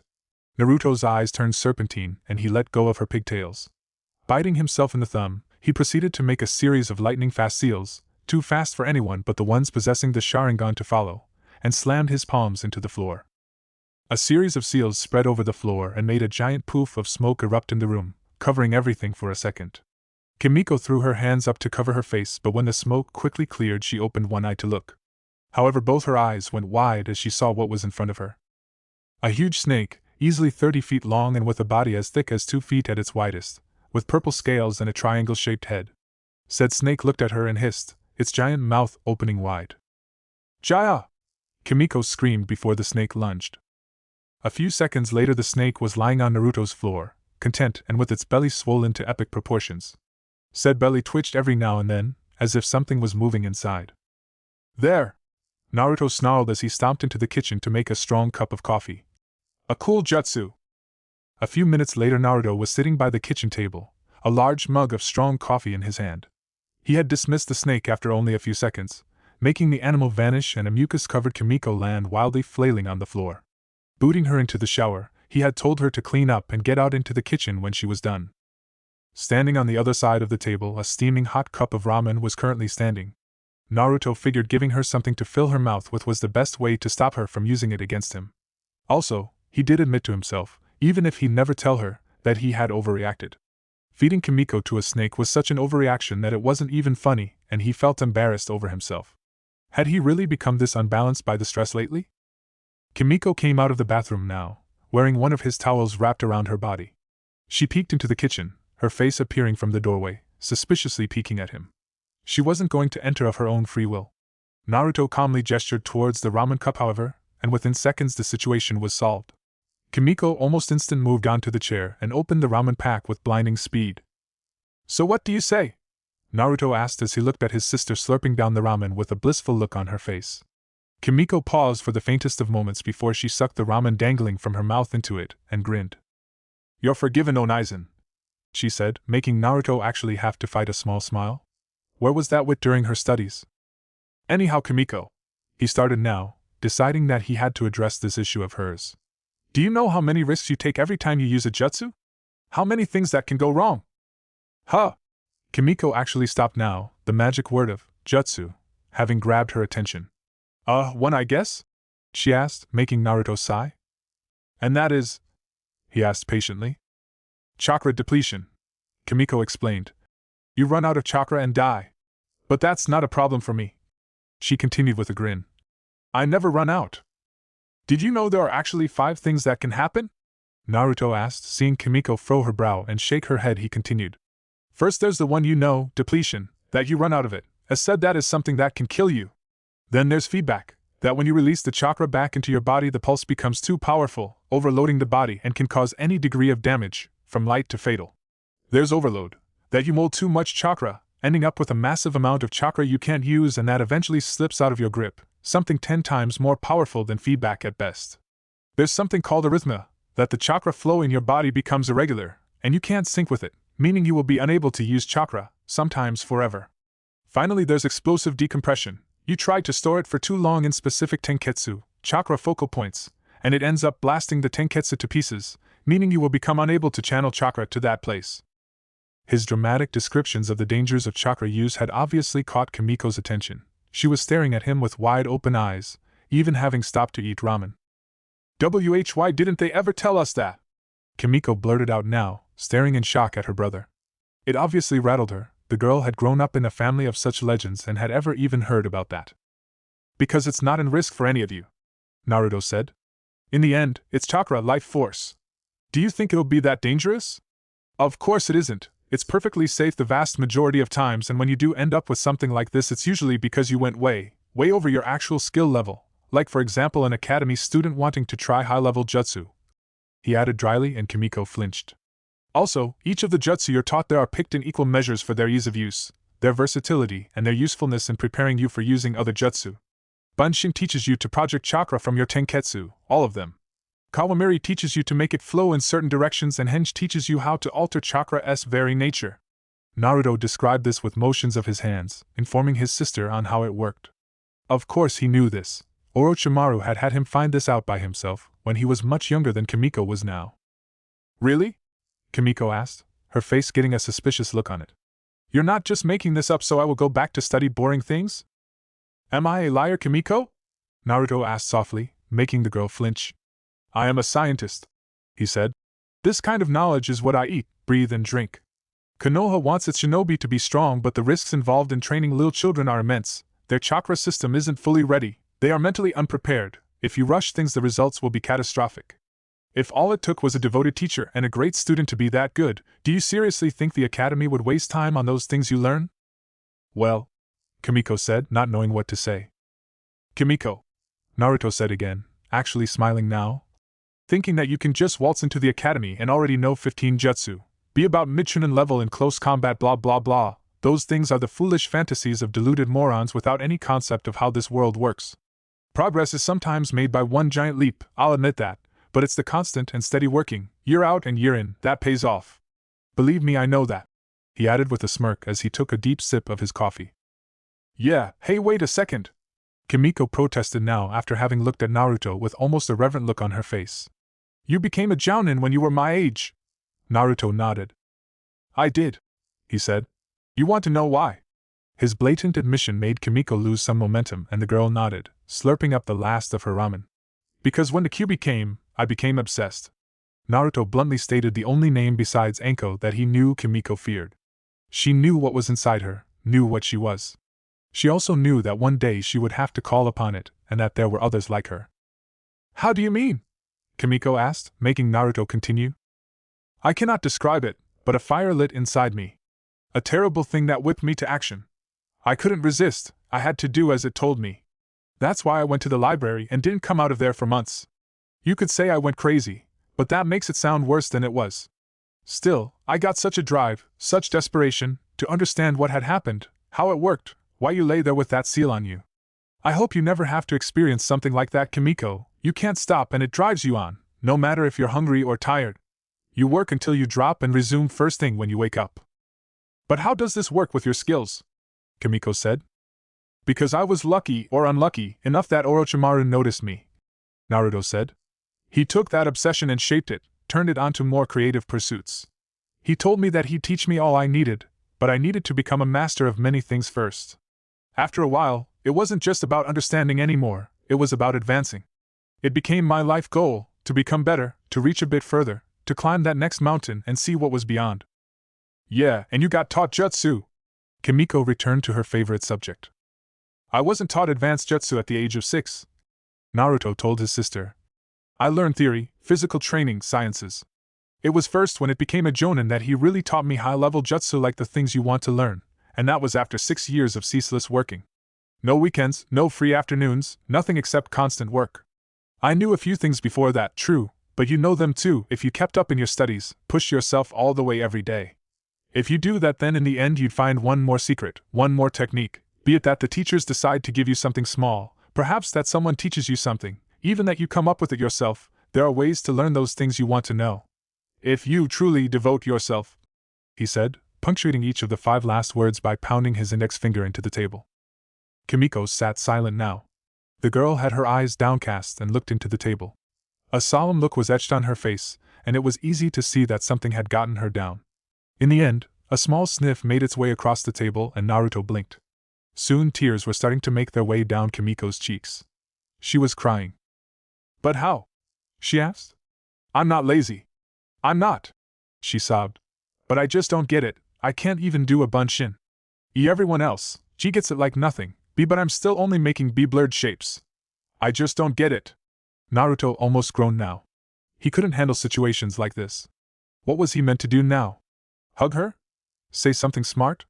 He thought furiously and in the end remembered something he had learned. Reaching forwards across the table, Naruto put a hand on the sobbing Kimiko's head and softly ruffled her hair. Old and well-known rituals in between people were always comforting and he guessed that this was the best he had for Kimiko. Kimiko, he said softly, thinking back on a case study he had done along with several medic neens a while ago. Did you know that there's a genin in Konoha who can't even use chakra? Kimiko looked up at her brother through tear-stained eyes now, surprise evident on her face.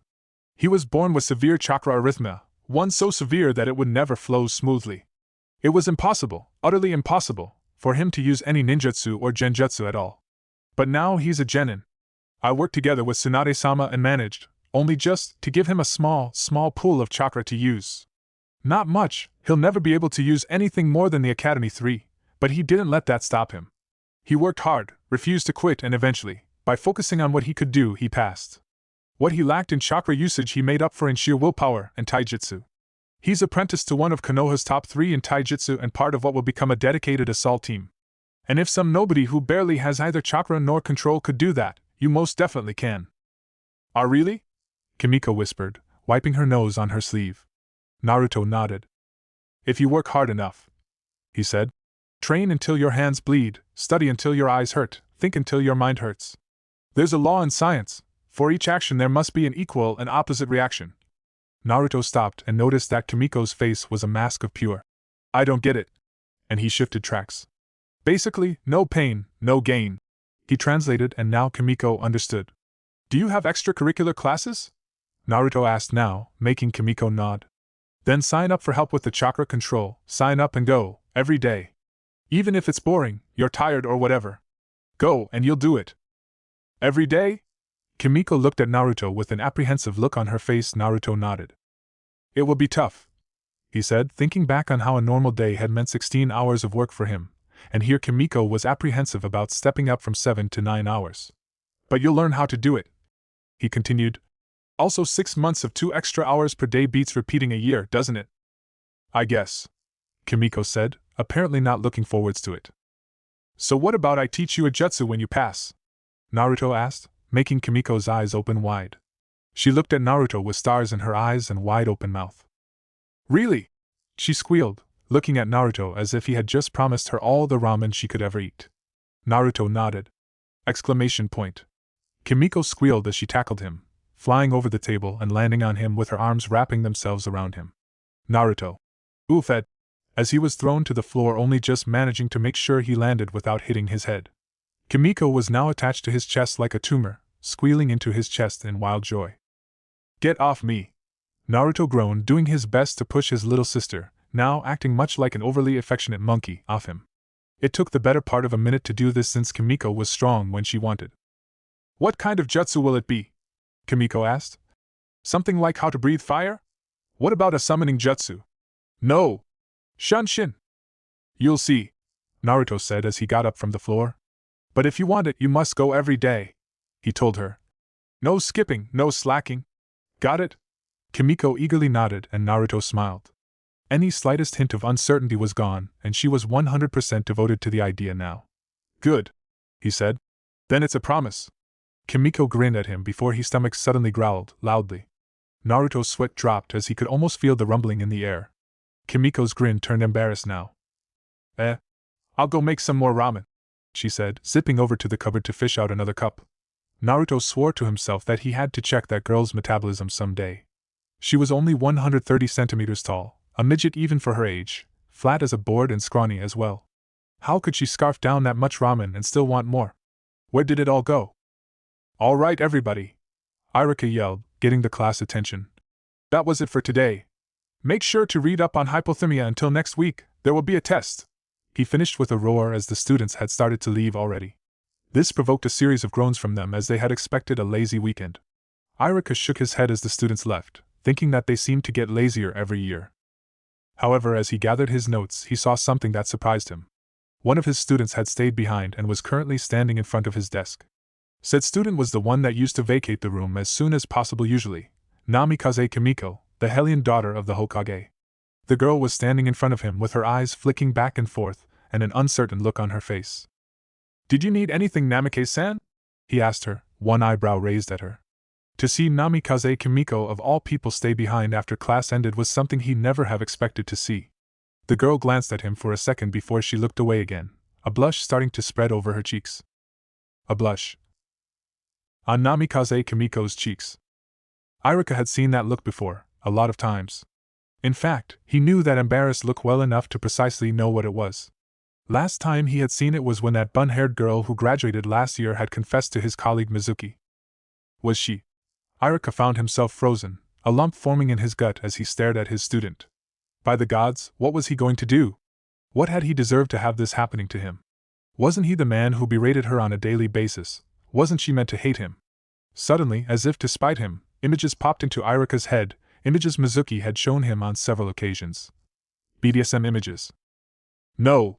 He was not allowed to think of his student being submissive in a bondage outfit.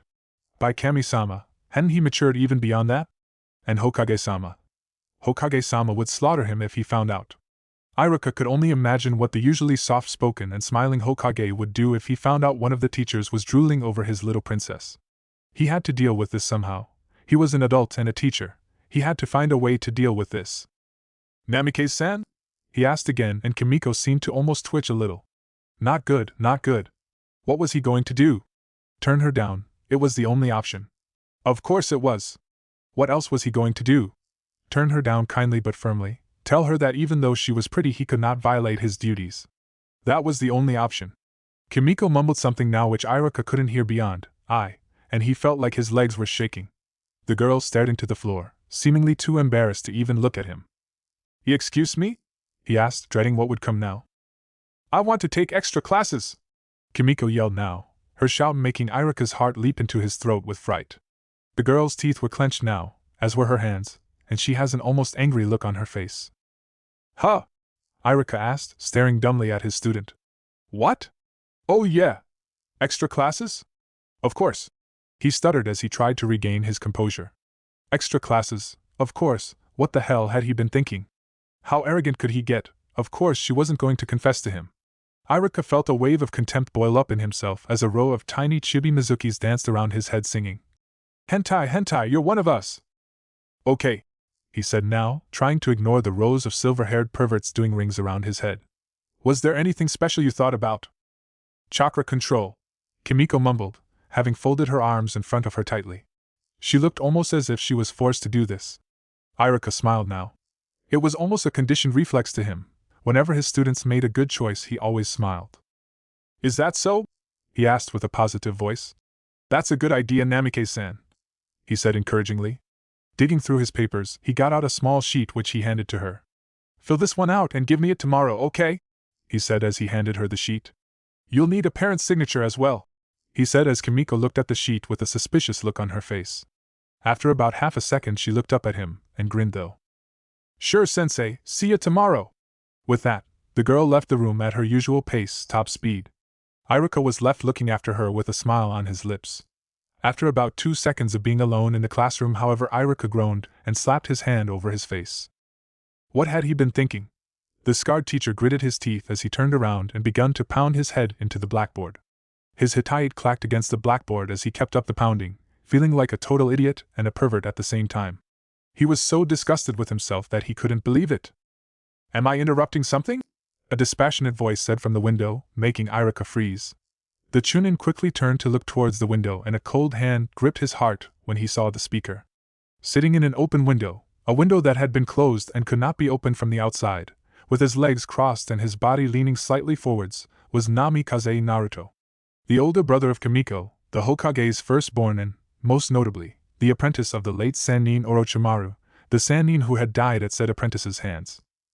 Balancing effortlessly on the windowsill, the young man's arms were resting on one knee, one straight across it, and the other supporting his cheek with the elbow supporting that arm on the other arm. His pale face, more reminiscent in shape to his former master than his father, was impassive, and his eyes, pale blue and slitted like a serpent's, were fixed on Iruka. The pale blonde hair was as always fixed in a ponytail except for the few bangs hanging down on the sides of his face, framing him in a sickly pale yellow aura. This, along with the exotic garments he wore, loose-fitting and pale, made him easy to identify indeed. Iruka felt how he grew cold. This young man, 3 years Iruka's junior, was one of the deadliest men in the village, rivaled only by his father and Uchiha Itachi, the head of the Anbu. He had proven himself this by killing Orochimaru, the man who had once contended with the Yondaime for the seat of Hokage, when the man had been revealed as a traitor. Without the least hesitation, the man had revealed Orochimaru's treason to the village and, on order from the Hokage, killed his master, the very man that the Hokage had put him with. Iruka couldn't stand Kimiko's older brother. He didn't hate him though, instead he feared him. The cold-eyed man was in many aspects an almost perfect copy of his master, seemingly even more ruthless and manipulative at times. What more, where Orochimaru had a sense of humor and a playful attitude that could calm people, Naruto only showed coldness, or anger. His eyes were like those of a viper waiting to strike, and Iruka always felt like a small mouse when he looked at the man. "Well?" the man asked again, starting Iruka. "And no, not at all," Iruka said hurriedly now, swallowing as he looked at the man. "What can I help you with, Namike-san?" "Kimiko," Naruto stated, getting down from the windowsill. "She'll be attending extra classes from now on. Being that you're her teacher, you'll be the one who teaches those classes." "Why, yes?" the Chunin asked. There was one of the things that freaked him out with this man somehow, the way he always set the field before a discussion, lining up facts in that dispassionate manner. It was creepy somehow. "Her attendance record," Naruto said now, looking up at Iruka from where he was standing, now leaning against the windowsill. "When the year is over, I want a copy of it." "Pardon me," Iruka said now. "But why?" He couldn't see why this man, a man who was well known to have nothing to do with his family, would take an interest in that. A smile spread over Naruto's face now. "It's a carrot-on-a-stick scenario, Yumino-sensei," Naruto said. "I can't make any precise quantifications, but Kimiko's levels of chakra are easily 20 times as great as anyone else in her class. It follows logically that she should have vastly greater problems with controlling that chakra." "Yes," Iruka said. "That is why I was so pleasantly surprised when she asked for extra classes. I know that has been a problem for her." "It's more than a problem," Naruto said. "It's a potentially debilitating issue of hers. By offering a gift and keeping an eye on her attendance, I've created something that can act as previously mentioned carrot for her, making her keep going where she'd normally quit. It's not a perfect solution, but it is the best available. I guess I must thank you then, Namikaze-san, Iruka said. It makes me happy to hear you taking an interest in this. I am sure Kimiko-san's growth will benefit from this. Does it? Naruto asked now, making Iruka pause. The young snake shinobi looked at Iruka with a piercing gaze now. I'll be frank with you, Umino-sensei, he said. I know of your history, what you lost to the Kyuubi no Kitsune. Iruka stiffened now, memories welling up inside him as he threw about that dreadful night, the night he had lost his family to the Kyuubi no Kitsune's ravages. And I wonder, Naruto continued heavily, can you honestly claim that you feel no antipathy against its carrier? When seeing the being that holds your family's murderer inside it live happily, surrounded by a loving family, when you lost all to the thing it holds, do you truly feel nothing? Iruka stood transfixed by Naruto's glare. Now more than ever he felt like a watched mouse in front of a serpent. It felt as if he said anything negative or dared to sound the least fake, Naruto would strike him down. Here he stood. It was not killing intent or anything like that, it was sheer force of will. The snake-like young man had Iruka transfixed. Even without even implicit threats of violence, Iruka dared not speak falsely. He begun, swallowing both to clear his throat and try to force down the lump in it. I hate the Kyuubi, he said. I despise it from the bottom of my heart. Now he looked up, meeting Naruto's glare. But Kimiko-san isn't the Kyuubi, he said, putting all his strength into the words. She is Namikaze Kimiko. A constantly enthusiastic, sometimes dim, always friendly and ever passionate little girl. She's one of my students and I will do. Enough, Naruto said now, having raised one hand to cut Iruka off. I believe you, he continued with a wry smile. If you were insincere you would not have told me of your hatred for the Kyuubi. Your answer is more than adequate, forgive me for my rudeness. There was something about Naruto's tone that seemed almost mocking to Iruka.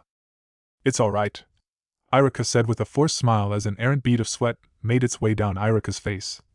It's not strange for an older brother to look out for his sister after all. Iruka realized the very second he had said that how stupid it sounded. Talk about token excuse, Naruto wasn't a man to do these things usually. Indeed, wasn't he ostracized from his family? Naruto's eyes drilled into Iruka for a second now, a flash of irritation going across them. Anyway, Iruka continued quickly now, attempting to cover up his faux pas. I don't see any reason to not let you know, especially not if you're the reason she's taking them. Shall I send you a copy when she graduates? Weekly updates if possible, Naruto said, his voice inferring that it wasn't really a suggestion. Also, don't tell Kimiko, I want to see if she does it without knowledge of my surveillance. I'll avoid telling her, Iruka promised, and Naruto nodded. Good, he said. I'll be waiting for your reports then, Umino-sensei. With that, Naruto dropped backwards out of the window. Iruka gasped as the sight of Naruto falling backwards, throwing himself against the window. He wasn't teacher for nothing and could see that falling like that was a non-recoverable drop. By Kami-sama, what was he doing? When Iruka got to the window, however, he looked down only to see nothing where Naruto should be on the ground. There was nothing there, not even the telltale signs of a shunshin having been used or the vanishing smoke of a kagebunshin. He had vanished into nowhere. Iruka found his legs trembling. S-class shinobi, they were always terrifying, one way or another.